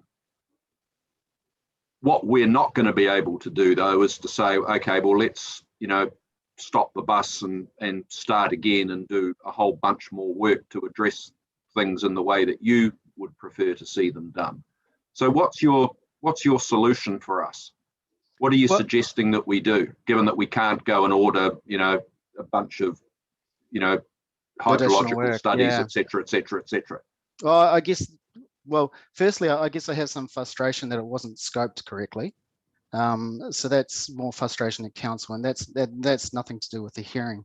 In terms of the hearing, I guess I did suggest a level that was based on analysis of both the Raglan Harbour water levels, the 10 years of data that I was able to get through Waikato Regional Council. And I think that is a better representation of what the value should be for an extreme storm level event. And that methodology was exactly the same methodology as was applied in the NIWA report. Okay. All right. No, that's helpful. Thank you very much. No worries. Thank you very much for your time. Thanks for your patience. Awesome. Thank you. Now we're due to hear from Mr. Wilson for Horo Narara Community Group, please.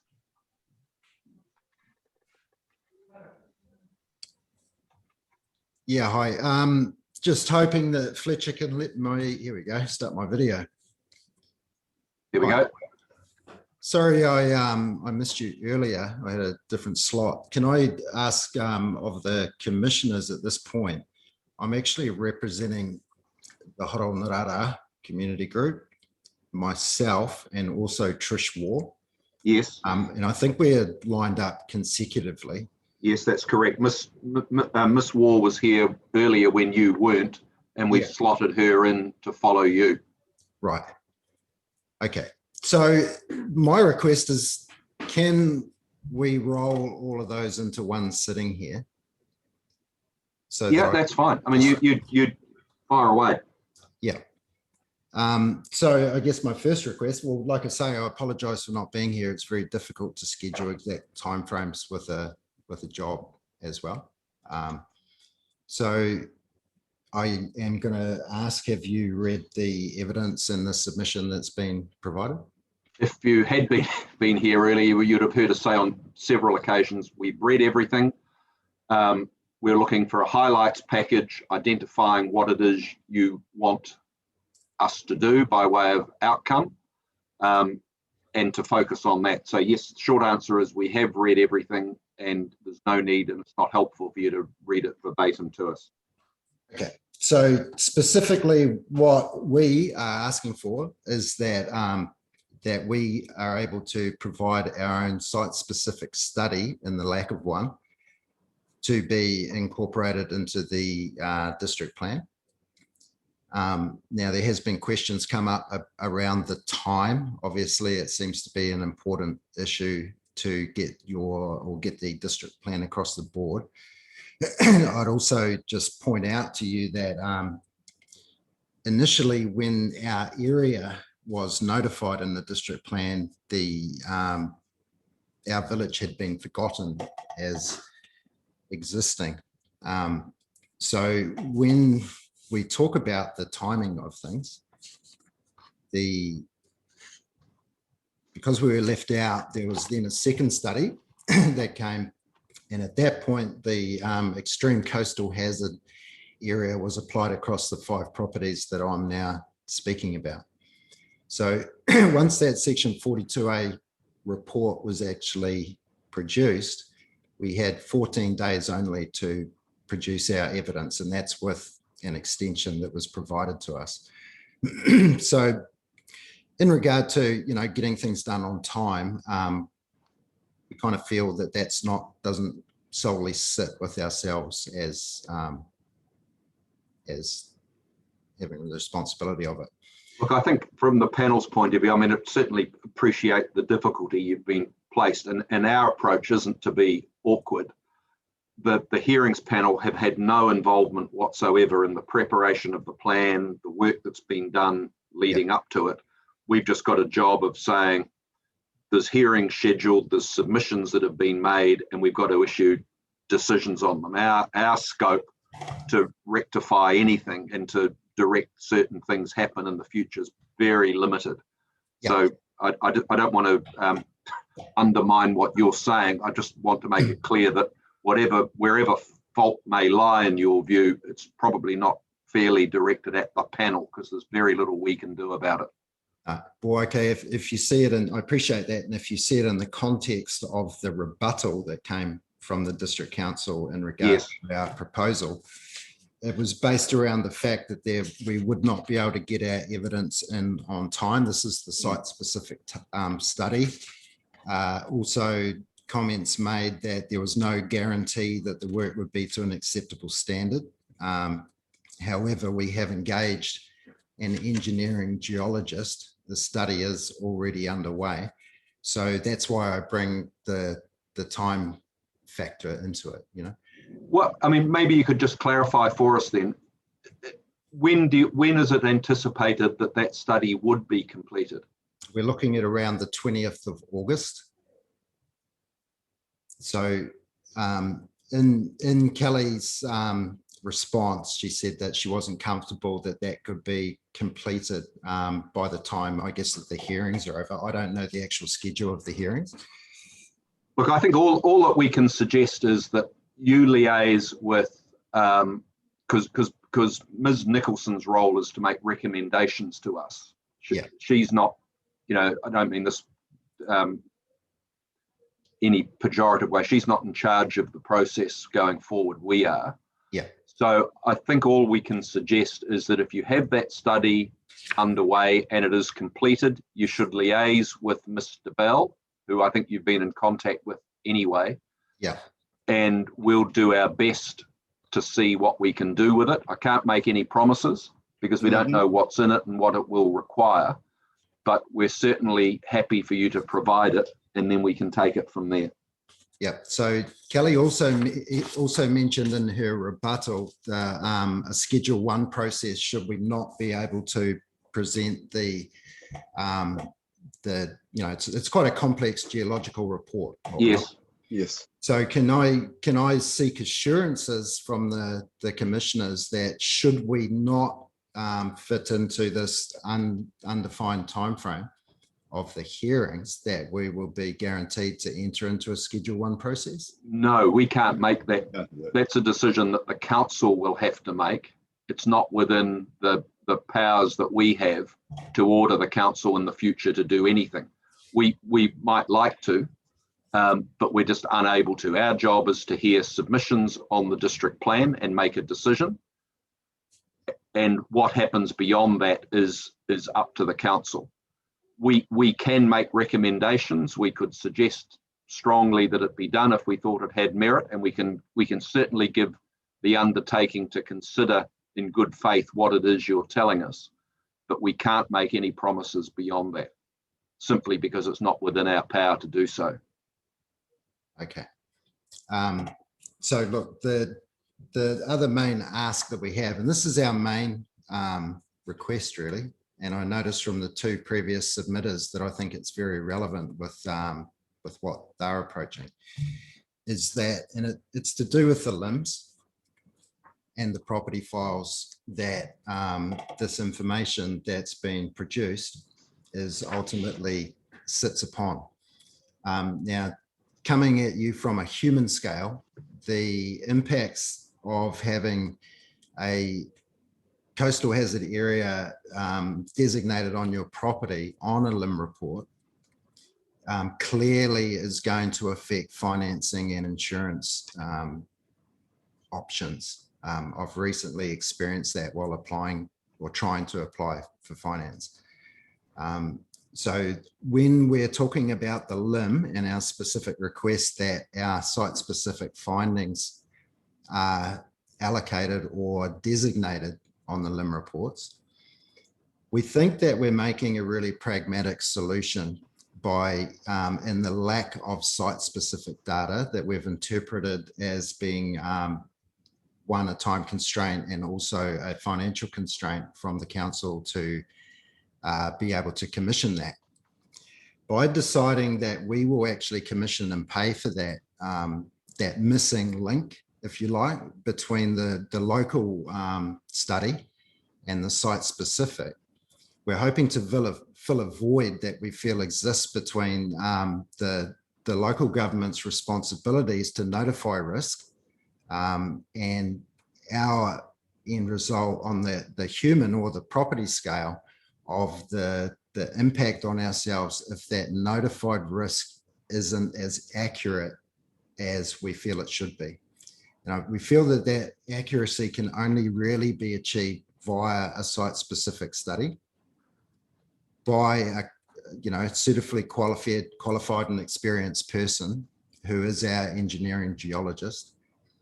Now, the main, or what we just clearly request really is that once that data is known, which I do believe is the magic formula for something going onto a LIM report, that it is inserted into the LIM as known data. So my understanding is that from what goes onto a LIM report can be qualified in regard to, say, from the WDC's point of view, that if there's a known hazard, then you basically have a duty to inform the public of it by adding it to the LIM report.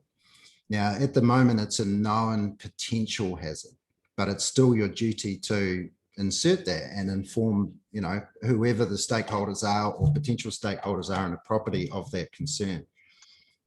Now, because we can take it to a more specific granular level, and I refer to the summary of the peer review that was undertaken on the report, a site-specific study by a suitably qualified and experienced person supersedes a local study.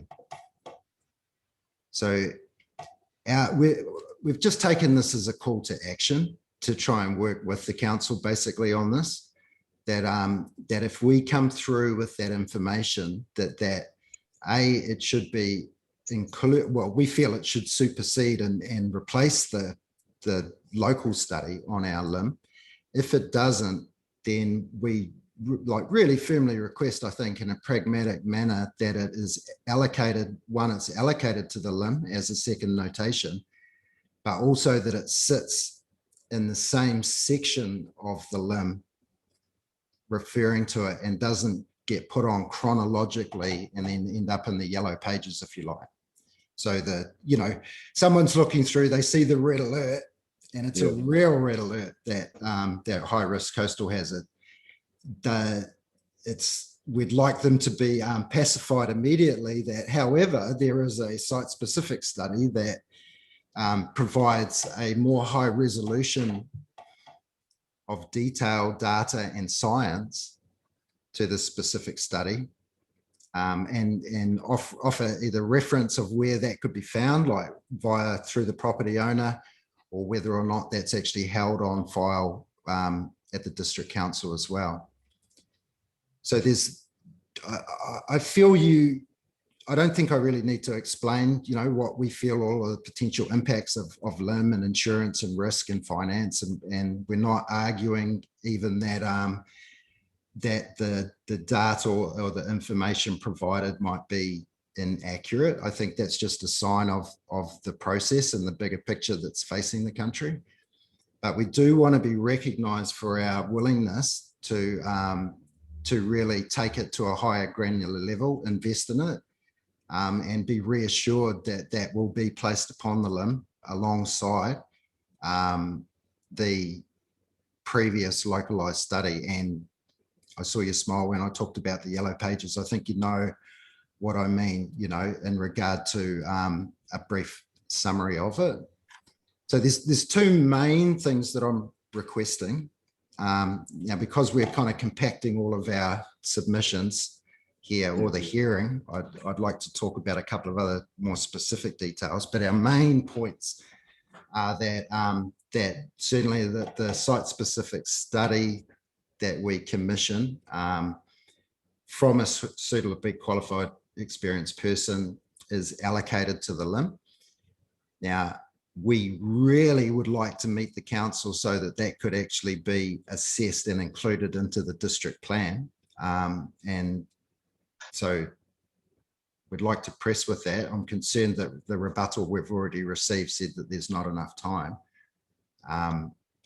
But if, as you say, that then is actually a job for the district council executive to work with us to, really clarify their timeframes, and if we can't get it in, say before the end of the hearings, that it is goes through to a Schedule 1 process. So that's in a nutshell. I had a lot to share with you, and I've pulled it all down. But that's where we're at, and I feel, especially actually just having listened to the two previous submitters, that we're actually offering a very workable solution. And I think that this question that I'm posing to the commissioners has really quite wide-ranging benefits for the country as a whole, from the local down to the human. Like I'm talking about the district council being our community partners, and I think there's a bridge in this process that needs to be built, and we meet in the middle. So, all right, look, thank you very much, Mr. Wilson. That's been very clear, and certainly appreciate the suggested way forward, which I think it's fair to say we have some sympathy with in terms of where you find yourself. Yeah. But I think before we ask you any questions, we might hear from, given you said that it's sort of a package deal, we might hear from Ms. Waugh now, and then if we do have any questions, you can answer them between the two of you as best suits. I also have in the three, there was three of us, like I have a personal submission. I'm also the chairman of the Horo Narara community group. I'm sorry, I thought you were addressing both of those in the one go. Well, sort of, but I've just got, like, this is super quick, this next little bit. No, that's okay, that's fine. If you've got something else to tell us, then now's a good time. Yeah, good. So this, I'm now referring to the Tonkin and Taylor peer review of the study. Now, they made specific suggestions within their peer review. So they were actually, can I briefly, I share a screen with you? Because I think you should be able to do that. You know how to do that? Yeah, we'll give it a whirl. I've just got to find, here we go. Okay, so what we're looking at here is actually the overlay that was posted onto what is, well, I'll call it Ryan Road Point, but Horo Narara is the Māori name. So there's a couple of notes that were attached to the peer review, and one is here. Now the note basically says the increase in landward extent of the high risk area here compared to the sensitivity area just doesn't look right, consistent compared to the rest of the area. And then unless this is a large potential landslide being identified with a question mark. Now I've actually provided a previous geotech report that I've done around my property in relation to this boundary here. Okay, I'm 2E Ryan Road. This boundary here to the council reserve here, which is like, there was a slip that went down there in the early 70s. So that data actually, and the recommendations within that geotech report kind of precludes this overly extended section here. Now, to do with this, the report was broken down into sections. This area from here to here was known as section 3, and then from here down was section 2. So can you just do that again? Your cursor's quite hard to see. Oh, okay. I'd put my finger up there, but I don't think it's going to help. Like, just wiggle it around a bit more, because I couldn't quite see where you were pointing. Yeah. I'll tell you what I'll do. I'll flick to another file here that might help. Can you see these blue lines? These blue guides over the grids? Yeah. Yeah, we can. So that's a guide here. So what we've got along this section, this was known as section 3. And just the notes that came with the peer review was, and first of all, I quote in context from the report, the highly varied nature of the shoreline makes slope-based mapping complex. And then to quote from the original report, the identified high-risk coastal hazard area erosion and coastal sensitivity area erosion extend landward over several residential properties. We suspect, based on existing cliff slopes and the nature of materials exposed on the shoreline, that steeper stable slopes may be appropriate to define coastal erosion hazard. However, this would need to be determined by a site-specific study by a suitably qualified engineering geologist or geotechnical engineer. Now, what I'm talking about in this section and where these different guides are is this is an incredibly complex area of geology at this point. I feel that it sits as a remote and unique location. And this is why we've actually pressed for more site specific. But even within the existing report, there were recommendations made by the peer reviewer, and that was, you probably need to show these extents where they'd pointed to two different types of strata or, you know, rock, whatever it is, that came across it, but they hadn't actually been notified where they started and stopped. There's actually a third area here, which is limestone, which wasn't even identified, which I'm going to bounce to an aerial view here. This photo was taken in 1972, so it's 50 years old. And you can see from the reef, I mean, I'm just learning about this stuff now because it's fallen on my plate, you know, but I find it fascinating. The way that the reef fingers point out and around this foreshore here. Now, this whole peninsula, our engineering geologist describes to us, it's a limestone peninsula, but it has all sorts of different strata overlaying it. And then he goes back to tell the story that it goes on for millions of years and whatever. But this point out here is actually limestone. And then it goes into sandstone and siltstone, and then there's kind of what's known as miscellaneous debris and around.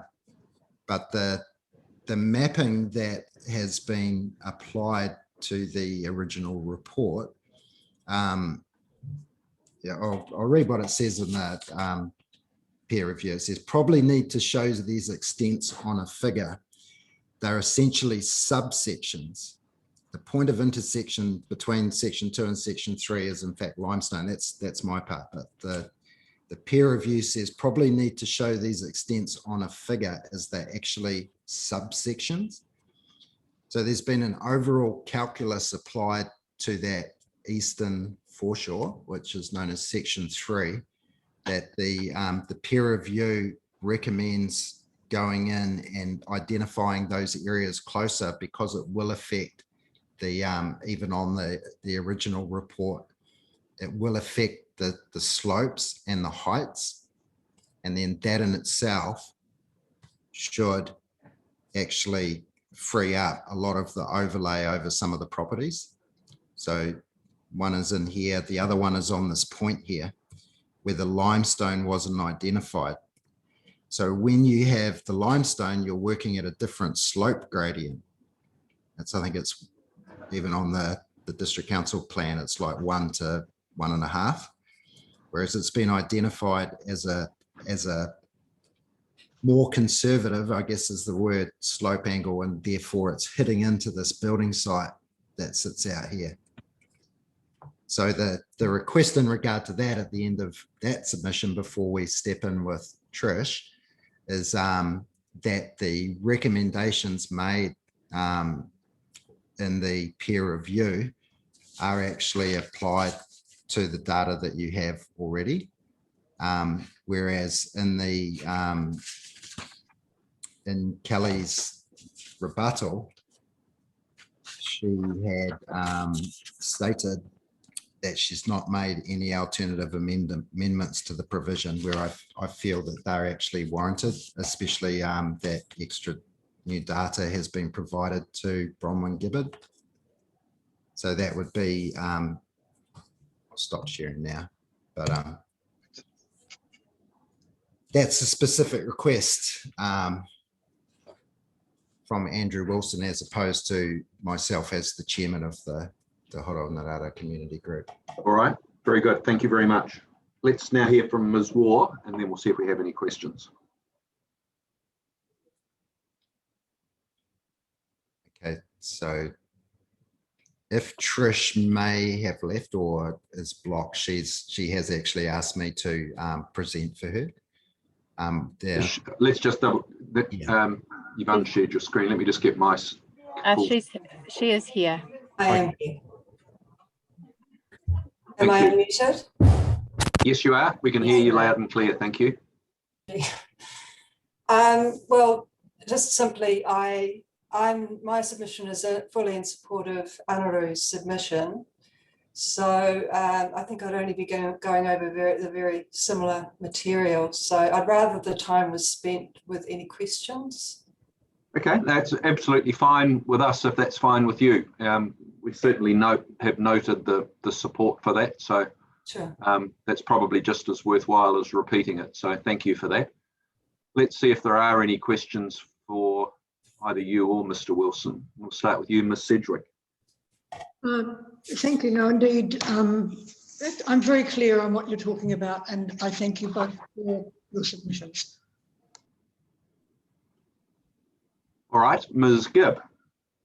Thank you, Mr. Wilson, and I guess I am at an advantage because I have visited that area and had a look at the sites. So it is an interesting area, and I have read, you did explain very clearly about the different sections, and I did read that in the submissions. So one point I picked up on, you were saying that there's already data here from the peer reviewer. You felt, tell me if I'm wrong, but you felt that that data was more specific than the original data, and your site-specific information may be later than we need it by, but you would like us to consider that peer review data to be put into the decision making, because that is into us within the time frame. Is that what you said? Just to clarify that, so there were recommendations made in the peer review. Now, yes. What that is going to affect is the slope angles. And then, as you know, on a hill, once you have that slope angle and it gets steeper, then it gets pushed further away from a property boundary. Yes. So the other specific data that's been provided was, I have a historical geotech report that I'd commissioned in 2012. Now, it's nowhere near as in-depth as what our engineering geologist report that we're going to commission. Yes. However, I had commissioned it out of concern for slope stability. So the study had been made on the correlation or the relationship between my property boundary and the neighbouring council reserve, which was, it is an old slip plane. Now, it has been surveyed around the edges of that slip plane already. It was taken into account when the subdivision went down. But the data and the core samples and the recommendations within that previously commissioned geotech report have been provided to Bronwyn Gibbard, and they have that in hand alongside the recommendations of the peer review. So that request from previous was that because in the rebuttal from the WDC, they'd said that they're not going to amend that initial plan, but yet there was recommendations that a different take on it, a different approach was taken. So that was that request from. So can you just remind me again what you said? What year did the subdivision get approved? The subdivision, I think, was approved in 1968. Okay, thank you. Thank you. Appreciate your submission along with Ms. Waugh. Thank you very much. Thank you. Mr. Marg? Yeah, Tanaku, just a question in relationship to the photo you provided. Have you got an updated one from 1950? I could on me now. Hang on. I mean, it'd be great to see 50 years later what it looks like. Well, if you can give me a second, I can open it up, try and find it, which I'm semi-organized here in my coastal hazard file. While you're looking, I don't have any other questions, but I just want to say I totally understand what you're saying, and I think what you're providing and offering is very pragmatic. But as the chair has already said, some of these decisions are not ours in our jurisdiction. Gotcha. Okay, what have I? Well, I should have it here, but I don't know if I do. I'm afraid. You've obviously lived there for a very, very long time as well. Yeah, well, that was provided from my neighbour. Okay, so this fella here, he subdivided the place, or he oversaw it as part of the Perry Group. So he took this photo back in, all I know is that it's pre-1980 because we built jetties here. Can you just confirm that all the houses or the structures that are there, well then, are still there today? Yes. What I can confirm is that it looks the same today as it did then. Thank you very much. Thank you, Mr. Cooney. Just by way of comment, if you get further information on the hazard risk, you might want to go and see council. If we can't accommodate it, you might want to go and see council about being able to lodge that information on the property files. Council has a system for doing that. Yeah. And that anyone who searches the property files would then be able to discover this new information that you've got about the hazard risk. So it's a matter you might want to take up with the councils. They usually have people appointed to manage that side of things. So I just raise that with you. Yeah, thank you for your suggestion. Yeah, I think the commissioners understand where we're coming from, where these overlays do have a very big impact and possibly a larger impact as this as we move into the future. So to just have at least be able to clearly provide access to more specific and accurate data is a very strong goal. Thank you. That's me. Thanks, Mr. Chair. Thank you, Mr. Cooney, and thank you, Mr. Wilson, and also Ms. Waugh. I don't have any further questions. I think we understand the situation you find yourself in, and I think Mr. Cooney's suggestion is a good one. And we thank you for your time today and patience in waiting around to present to us. So thank you for that. Oh, your strongest recommendations will be appreciated as well. Thank you. Thank you. All right. We are reasonably close to afternoon tea time, but I know that I'm not sure if I'm going to pronounce his name right, Mr. Huan was present before. Is he still here? Oh, yes, he is. Are you prepared to, or are you ready to proceed now, or would you? Yes, I am. All right. Well, let's do that. And you could turn. Oh, there you are. Okay. Look, I'm going to be really quick. My submission is very similar to Graham McBride's submission in regard to the boundaries of the mapped floodplain versus the actual height of the ground on the section. So essentially, I sent in a hand written plan with my submission. I didn't realize it was going to be on Zoom at the time that I did it. Essentially, about half of what is designated floodplain zone is high ground on which the houses are built on. And then there is a steep gully in which there has been flooding twice in the last 8 years, but that has been way, like, I'll just say more than 15 meters below the height of the house. So, you know, I just want the floodplain to reflect the actual topography of the land. And, yeah, because of course, as the other submitters have said, there are insurance implications, there are rates implications, there are land development implications, resale implications, and I would like it to more accurately reflect the area that does actually flood rather than just some lines on a map.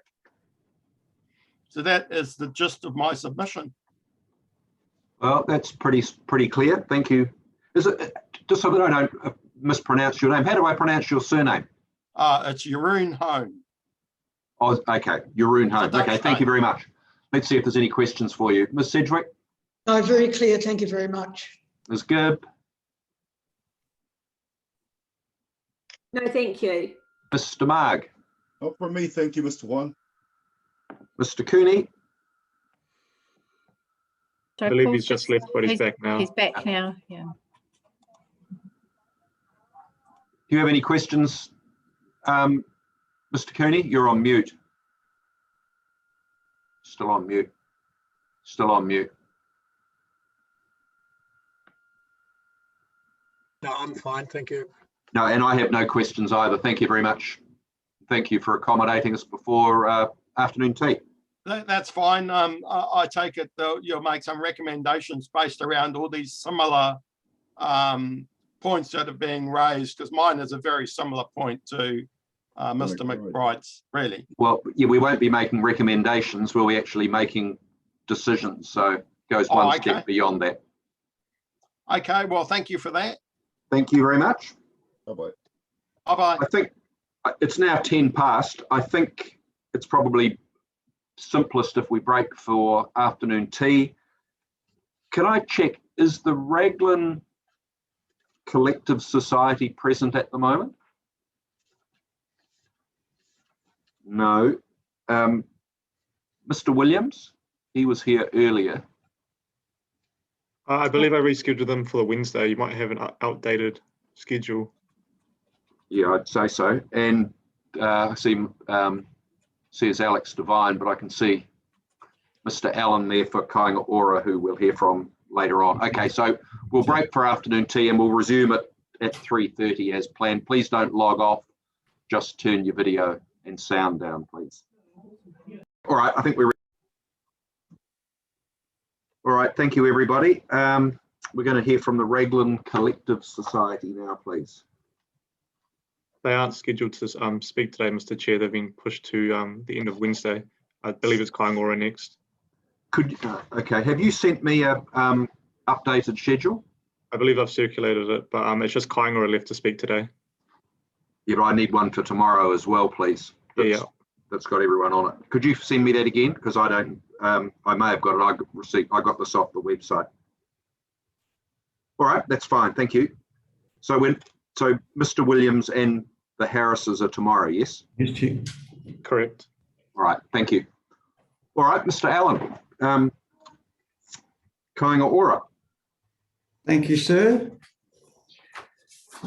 You will have somewhere in your papers some legal submissions from us. Yes. Brief. Yes. You'll have some evidence from Mr. Sharman and I think a summary statement from Mr. Sharman. So yes, we do have all of those. With the legal, and again, I'll assume because you've told people this that you've read it all diligently many times. Indeed. I don't propose to take you through the submissions in detail. There are 3 issues that are identified in the legal submissions, and that's on the top of page 2. The first is whether a restricted discretionary or discretionary activity framework should be adopted as the default activity status where a permitted activity standard is not complied with. And we say that should be restricted discretionary. I'll explain why shortly. Second issue is whether the provisions should make a distinction between new development or uses and redevelopment of existing sites or uses. And we think there should be a distinction, particularly in urban areas. And then whether the onus should be placed on plan users to identify whether their property is subject to liquefaction. And if not, how these issues should be addressed pending the council introducing a mapped layout at a future undefined date. So if I begin with the first of those matters, what's the appropriate default status of an activity where you don't meet the standard? And we say that should be restricted discretionary. And I guess the simple point to make here is that planning status does not necessarily reflect the difficulty of getting a consent. The difference between RDA and discretionary, full discretionary, is fundamentally about whether we can identify all the potential effects that we think are likely or potentially going to arise from a given activity. If you can, then the RDA status is the logical one to use because you have noted what those are. You can put in place criteria that deal with them, and you can focus the inquiry, you can focus the application for the applicant, you can focus the inquiry for the adjudicator. And that's a very efficient way of dealing with things. If we run to full discretionary, then the applicant and the assessors need to consider potentially the whole range of potential effects, whatever they might be. So there is a process reason why RDA is better if you know what the adverse effects are. And in our view, with respect to all these matters, we do know what the adverse effects are. They're well-trodden paths, and criteria can be put in place that address them. Now, we think that's what is proposed by us. If there is a concern that other elements need to be added to the criteria or that other matters of discretion should be identified, then obviously those are things that we're happy to consider.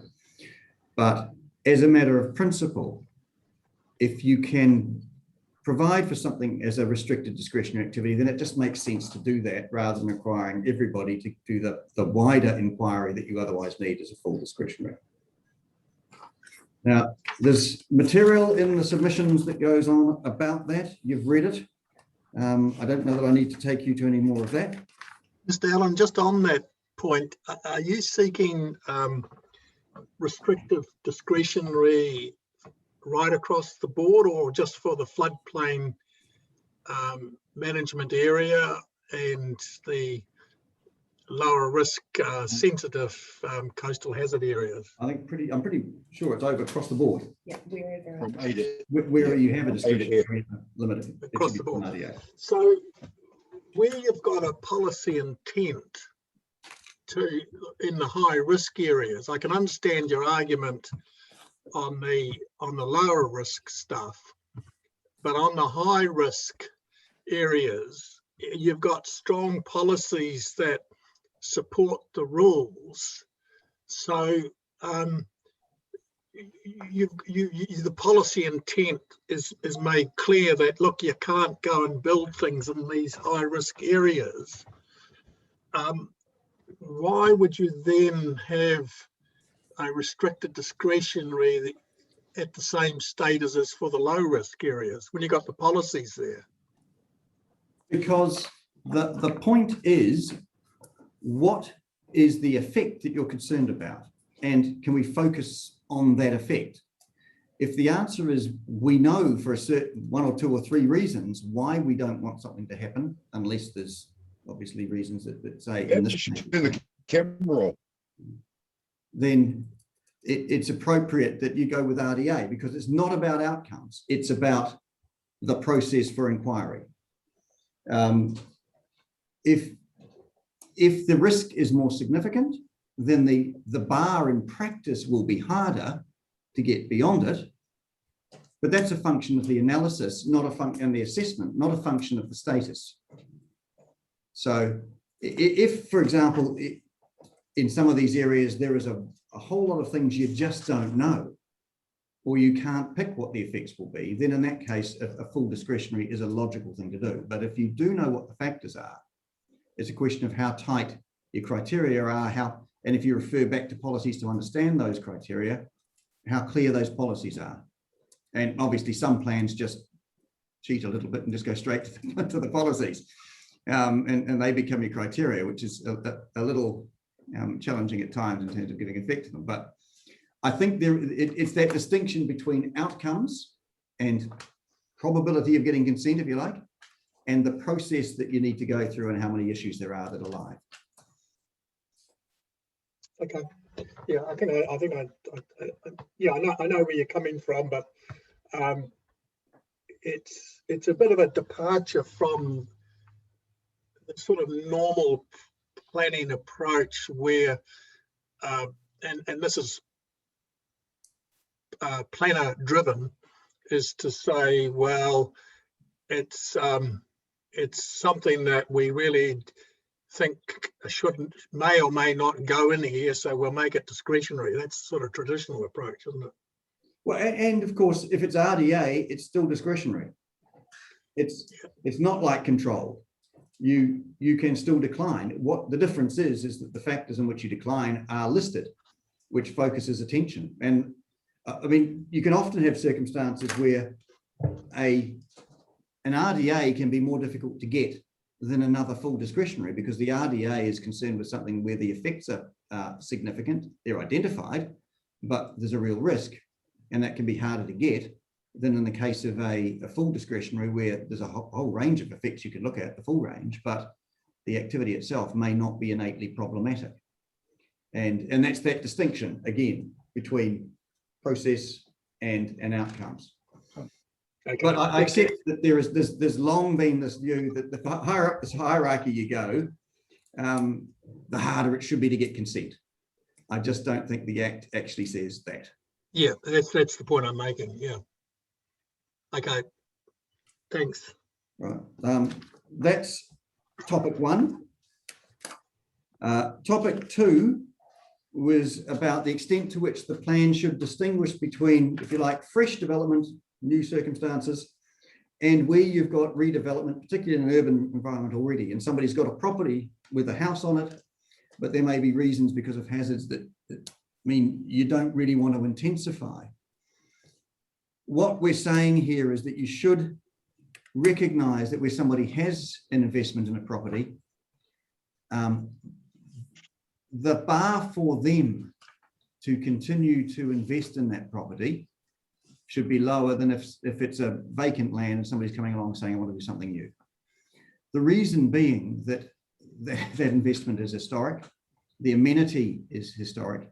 If we make it very difficult for people to retain and maintain, if you like, their property or their amenity, there's almost a disincentive to do that. Now, clearly there are circumstances where, for example, in the case of flooding, there might be a 1 in 100 year event which can have effects, but for 99.9% of the time, that's not an issue. And people may be in a location knowing that they have that risk, knowing that if they build onto their property, they may face some implications if there is, say, a flooding event in the future.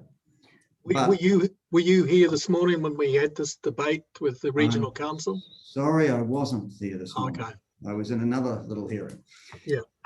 So yeah, we had a bit of a debate about this very point, right, about a batch on a section in a coastal hazard area. Yeah. Someone wants to, it's been in the family for a long time, and they want to knock the batch over and replace it with a reasonably nice house. And so we had that debate about, well, should there be a distinction here given for that situation? Yeah, and we would say there should, if I use that case. There's a lot of amenity that people gain, say, particularly in that case, if you're on the coast, and there's a risk that people need to, or an assessment people need to make about that eventuality. That might affect the way you design your property, it might affect the way you use it, it might affect the furnishings you put on the ground level or whatever. But in the interim, there is a huge benefit that people can get in terms of amenity. And I think that's particular case, if you like, where there is a climate change aspect of the debate. So in 100 years' time, we're expecting things to be worse, but in 20 years' time, they mightn't be much different from what they are now. And there's a decision to be made. And I think often when councils are making the decision for individuals, that can be problematic for the individuals. They may want to live in that environment because of all the benefits they get from it. They may accept that there's some implications that has for them, but the desirable outcome for them is to be able to continue to maintain or improve their amenity, albeit in that context. So that's an example. We've others, of course, that affect Kaingaora particularly, but the same concept applies. If you're in a location that's very close to services where it's appropriate to make use of that, then the plan, we think, should have enough nuance in it to recognise that that's a different circumstance than just taking a new blank field and imposing rules on that. The third of the topics relates to liquefaction. And in 4.1, I note that the proposed approach to liquefaction places the onus of identifying areas subject to liquefaction risk onto the applicants. Now, I will read this paragraph because I think this is quite an important issue. Liquefaction is a phenomenon that doesn't respect property boundaries, of course. You're in an area that has it quite often, and there might be a number of houses that have it. To that end, we would say there's a clear inefficiency in an ad hoc approach which requires each individual property owner to replicate work each time an application for a subdivision or other relevant consent is made. That may result in the same technical work occurring multiple times by virtue of the area subject to the hazard being significantly greater than any individual site for which a separate assessment could be required. Now, clearly in this context, the best organisation to carry out the work and identify where the issue arises is the council. It's got the best records, it's got the best resourcing. It's familiar with and responsible for the area over which the liquefaction may occur. If we simply pass that onto landowners, it becomes a very difficult and repetitive exercise, very expensive for them.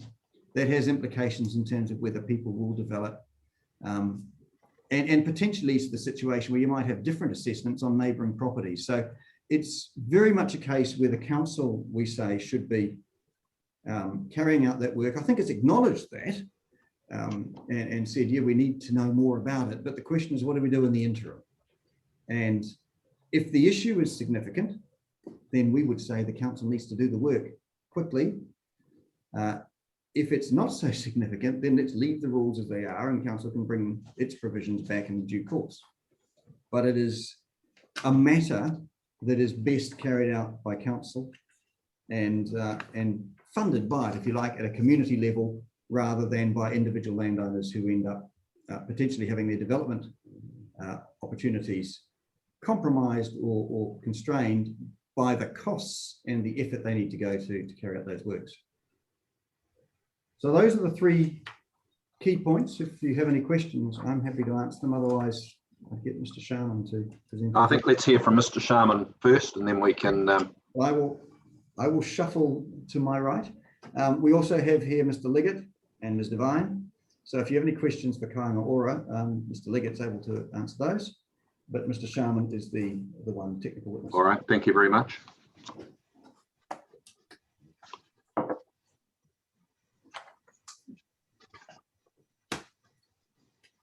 Good afternoon, Commissioners. Morning. My name is Craig Sharman. I'm a Senior Associate Planner with Becker, and I'm appearing on behalf of Kaingaora. So my experience and credentials are stated at section 2 of my evidence, and I was heavily involved in the preparation of the Kaingaora submission and further submissions, prepared the evidence statement dated 16 April of this year, and also the summary statement that's dated 5 May. I have reviewed the statements of rebuttal evidence prepared by the reporting officers and are familiar with the section 42A reports that have been prepared. The Kaingaora submission, the evidence and the summary statement relate to all of the hearings at A to E. to F, actually, I should say, reflective of the wide range of points of interest for Kāinga order, and that they do relate across the various hearing subtopics. Firstly, just to say, I think Kāinga order, are largely supportive of Council's approach in terms of the proposed provisions, and the vast majority of the submission points Kāinga order submitted in support. So beginning with the rebuttal statements, in respect of hearing 27D, which was the coastal hazards topic, Kāinga order had sought to alter the activity status within a rule, which is 15.8.3, which is coastal sensitivity area inundation, and that was to restricted discretionary with matters of discretion inserted. So the particular matters of discretion reflect both the Kāinga order submission and also release sought from a submission from Rangatahi Limited on the same rule. So the rebuttal statement has, I suppose, amended the recommendation from the reporting officer to accepting that point of submission and inserting the restricted discretionary activity status and inserting the associated matters of discretion. So having reviewed those matters of discretion, I consider that they are robust and will be effective in requiring the relevant assessments in any future consenting process, and I fully support those. And in respect of hearing 27F, which was the fire, climate change and definitions topic, Kāinga order had sought a small amendment to clause B of the policy 15.2.3.4, which related to some wording around for new development. And in the rebuttal statement, the reporting officer has now recommended accepting the submission. I fully support this for the reasons given in my evidence. In respect of objective 15.2.3, which is also dealt with in that rebuttal statement, the provisions in two clauses with the section 42A report author recommending amendments to clause A, which I fully support, and the deletion of clause B. So my evidence statement addresses that if clause B is retained, that the amendment that was sought in the Kāinga order submission would enhance the provision. However, I do not have an issue with the deletion of clause B for the reasons given in both the Federated Farmers submission and also the reporting officer's commentary in the rebuttal statement. So I support the recommendation in that regard. And then there are three key issues that I would like to address, and they are the same three key issues you've just heard from Mr. Allen on, and they play out across several Kāinga order submission points. So these are as follows. So the issue of construction and reconstruction and additions to that we've just spoken of.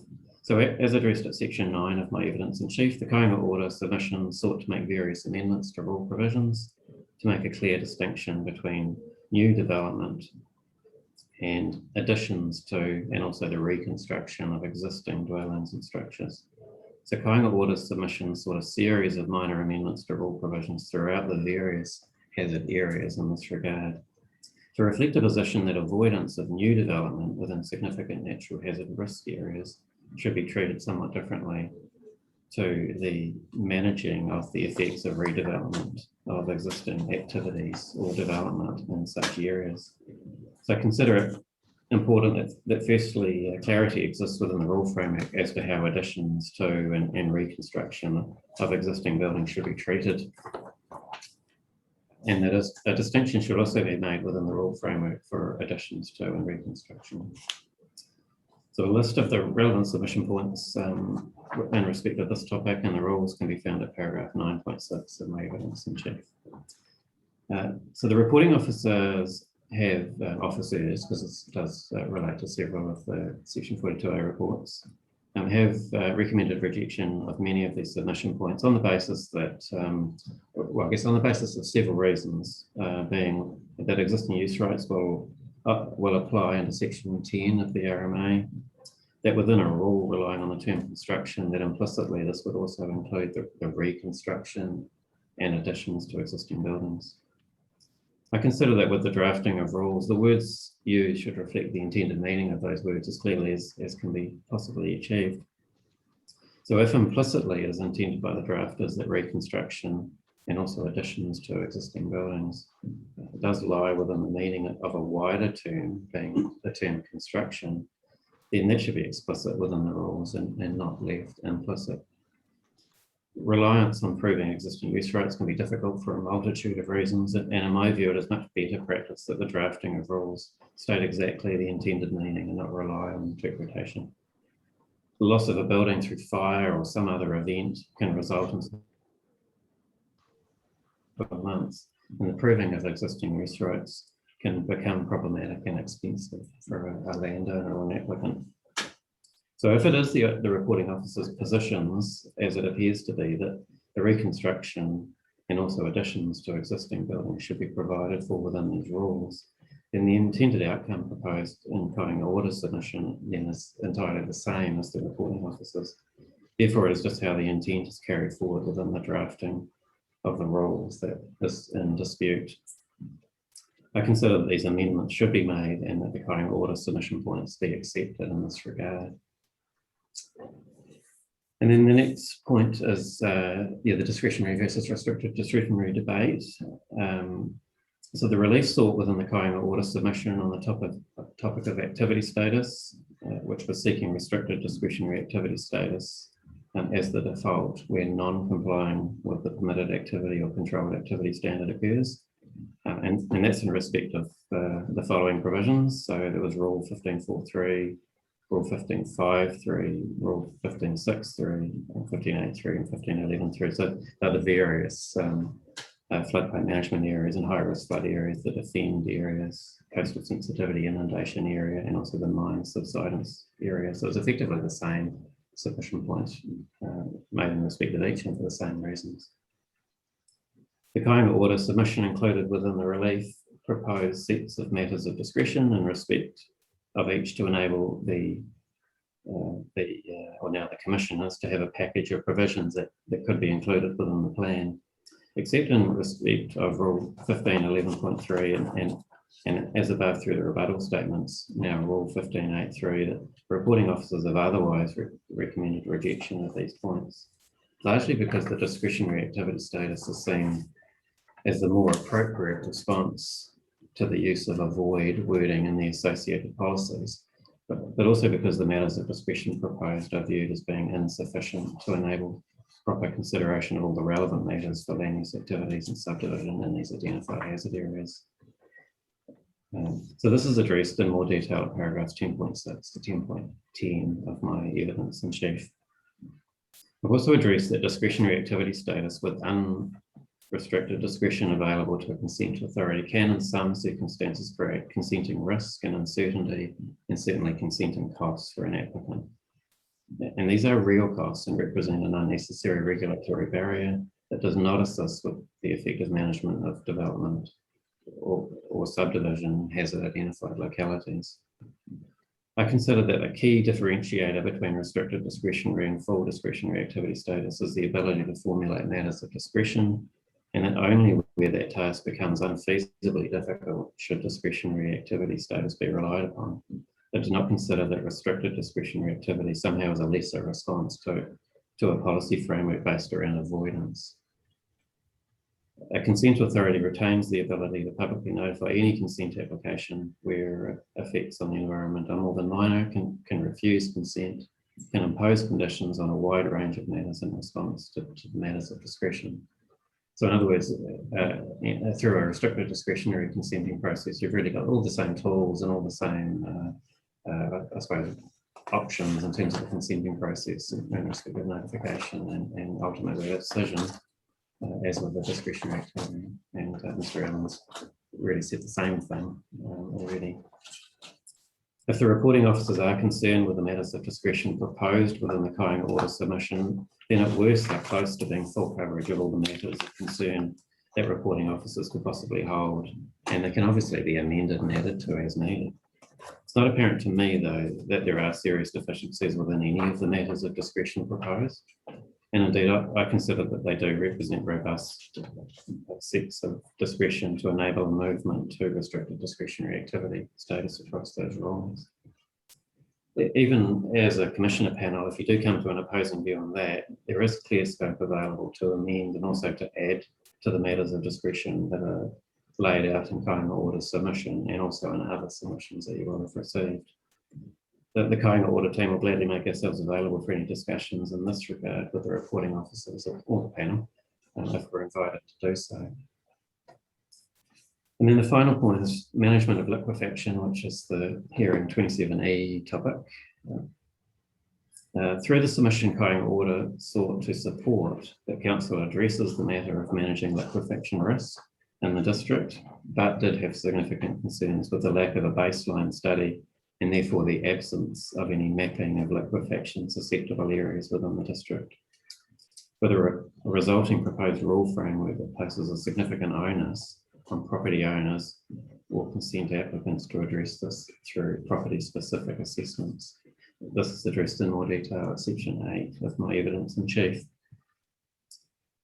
The relief sought in Kāinga Order submission was that either council introduced a mapped liquefaction management area or similar, or an alternative relief sought that council instead rely on a non-statutory set of interactive maps that sit outside of the district plan and can be updated over time without use of the Schedule 1 RMA process, with a supporting rule framework within the district plan that's independent of those interactive maps and does not rely on it for assessment of all compliance.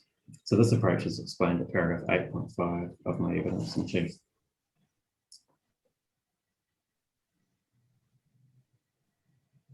The reporting officer section 42A report and recent rebuttal statements acknowledge that a study urgently needs to be completed and that the district-wide mapping of liquefaction susceptible areas within the districts needs to be completed as a matter of urgency.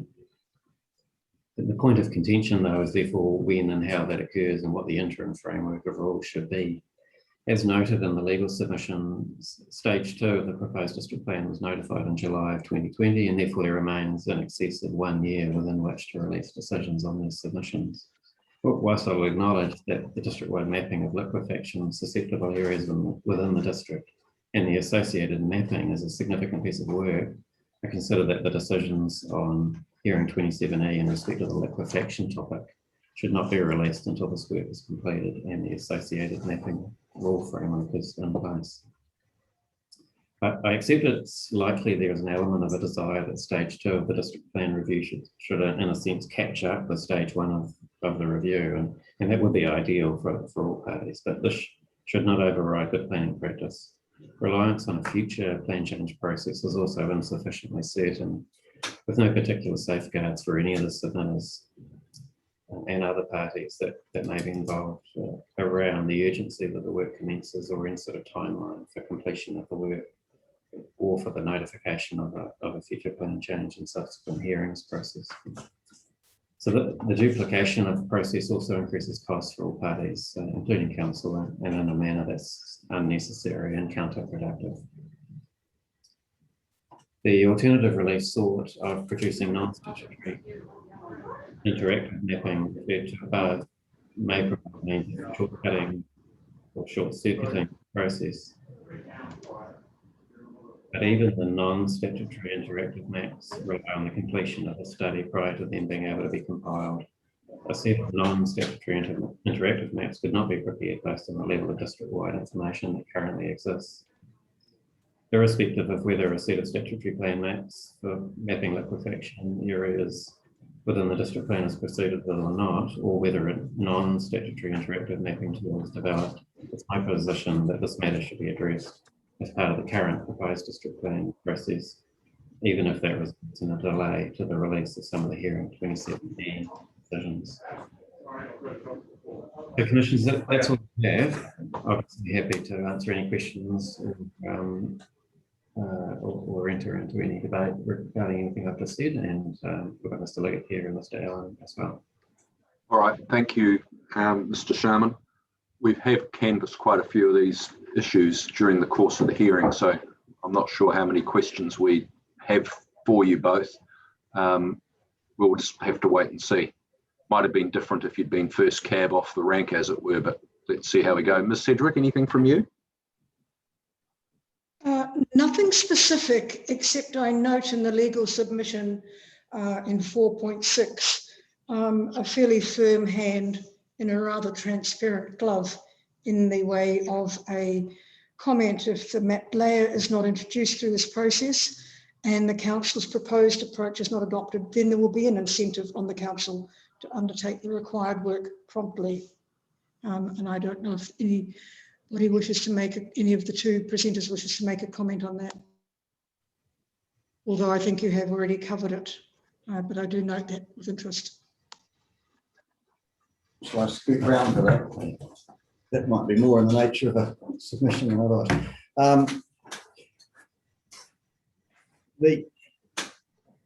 That is a statement, I guess, of fact, in that if the council doesn't get what it wants, it's going to have to act, and that's the right thing to act.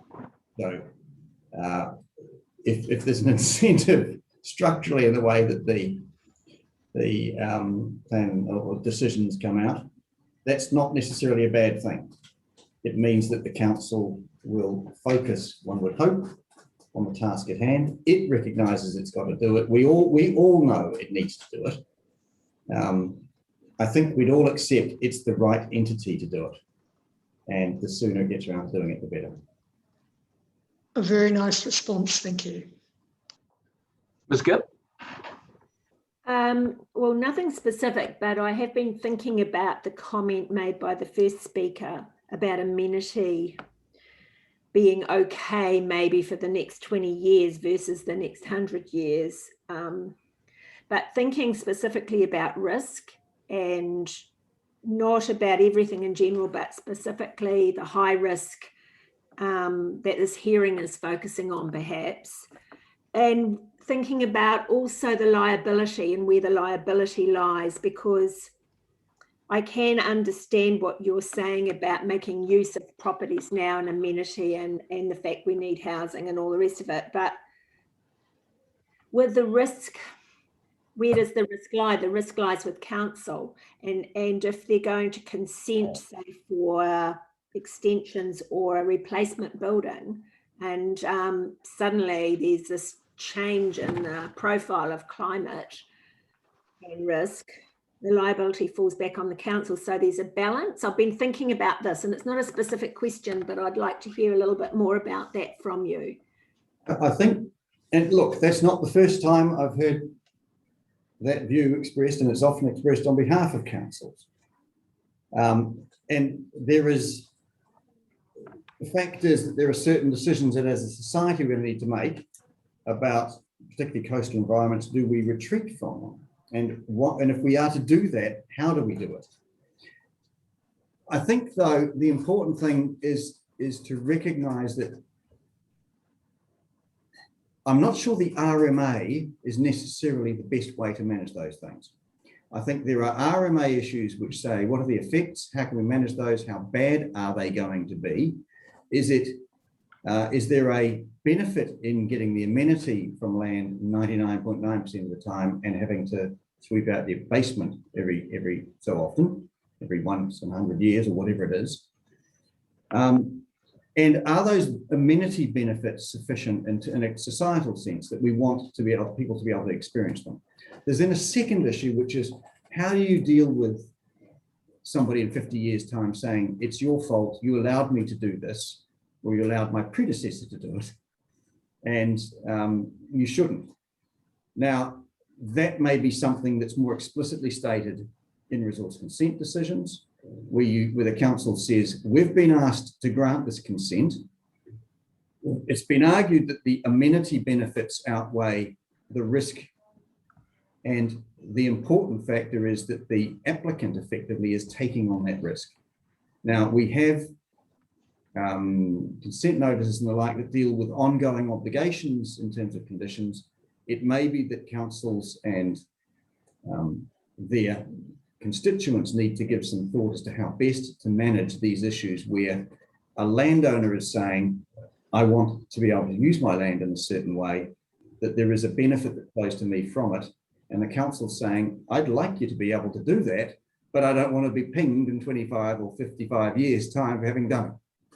And that may be somewhere where, whether it's consent notice or something equivalent, eventually identifies clearly where the risk is. I suppose the other way is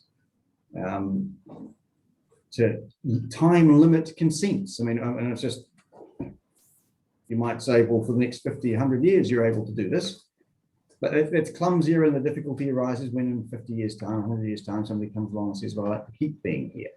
But I think we're getting to the point where we need to think very carefully about these issues, because the problem otherwise is you end up stopping activities in locations where amenity can be very high, and people's enjoyment over a generation or two may be very significant. But we're saying, because in 100 years' time, the water level might be here, we won't let development happen now. So it's a real issue, I accept that.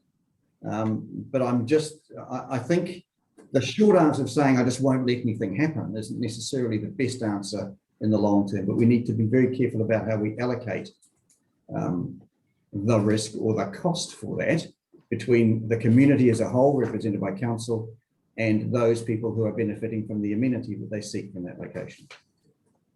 Isn't this particular issue or topic covered by the Building Act and the certificate on the title to say that the risk is all yours? Isn't that Yeah. That's thrown into the mix as well? Yes, I think so. And in terms of Building Act issues, that they're covered, but the RMA issues aren't necessarily the Building Act issues in some circumstances. Yeah. And there's an inquiry, I think, or maybe an exercise for us to look at as a community to be able to find that the balance, so that we can use the amenity, benefit from the amenity, but we're not ending up in a situation where in 100 years' time, somebody's saying, I can't retain the sea, my house is going to fall into it, I'd like to sue the council for that. I understand that argument.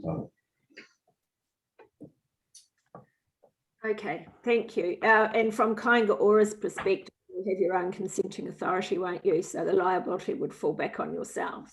Is that? In certain circumstances, it may. Thank you. Assuming you don't sell the properties. All right, thank you. Mr. Mark? Nothing from me, thank you, Mr. Chair. Mr. Cooney? Mr. Sharman, you were reading out, I've got your summary statement. You weren't reading your summary statement, were you? What were you reading? No, I just had some speaking notes that I was reading out. So, are you able to let us have those notes? Yeah, I can do that. Yes, we can do that. They're written in that way. So I don't think there's anything new in there, though, unless you detected something. So. Okay. Yeah. All right. Just the other issue is the replacement of a house. And anyone can answer this. What are you seeking here compared to a new house, for example? What's the scope of this relief you're seeking? Well, the scope it's within the submission when you want to dive into the detail, but it's literally a few words to add clarity to the rule framework where in the permitted, controlled, restricted, discretionary, and the various other activity statuses where reconstruction of an existing building and also additions to an existing building, where are they covered? So what you'll find when you look through the specific amendments in the Kainga Order submission are a series of quite minor amendments, but it's just making an explicit inclusion in the various rules about additions to an existing building and also the reconstruction of an existing building, assuming that it's burnt down or something's happened to it. So rather than the kind of the silence, I suppose, that exists in the plan provisions as notified, where the rule framework as notified had a focus very much on construction of new buildings, and it just seemed to have seemed to overlook, I suppose, all of the existing kind of legacy situations that we have around the district and around our whole country, where we've got buildings and development in the wrong place, to put it kind of bluntly. So in hazard susceptible areas or hazard prone areas. So it's not seeking to be particularly more permissive. It's just seeking to be clear. No ambiguity. And have clarity as to how those other things are to be dealt with within the rule framework. And so it's a clarity issue. Just trying to get it down to a practical level. Kaingora buys up a whole lot of properties that are in a flood area, maybe high risk flood area. They're old houses, they demolish those and want to build new houses. So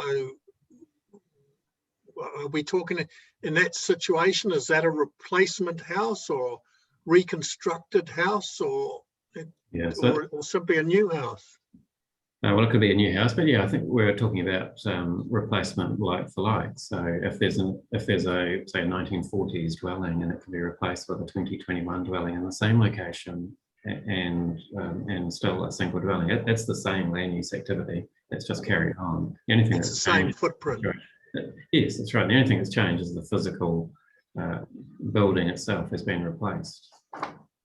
Otherwise, it starts to become a kind of almost a by stealth a managed retreat type situation where if there's either, I guess, no clarity around how buildings are reconstructed, or additions to, then those properties start to be kind of held and quite difficult. I understand your point now. Thank you. All right, and I don't think I've got any questions. I think the ground's been well covered. So thank you both for your presentations today to us. Very helpful. Thank you. Thank you for your time. Yes, thank you very much. And I think that brings us to the end of today. We'll adjourn till tomorrow morning when we'll commence at 9 o'clock. If the panel wouldn't mind just staying put for a couple of minutes after everyone else is gone, that would be appreciated, please.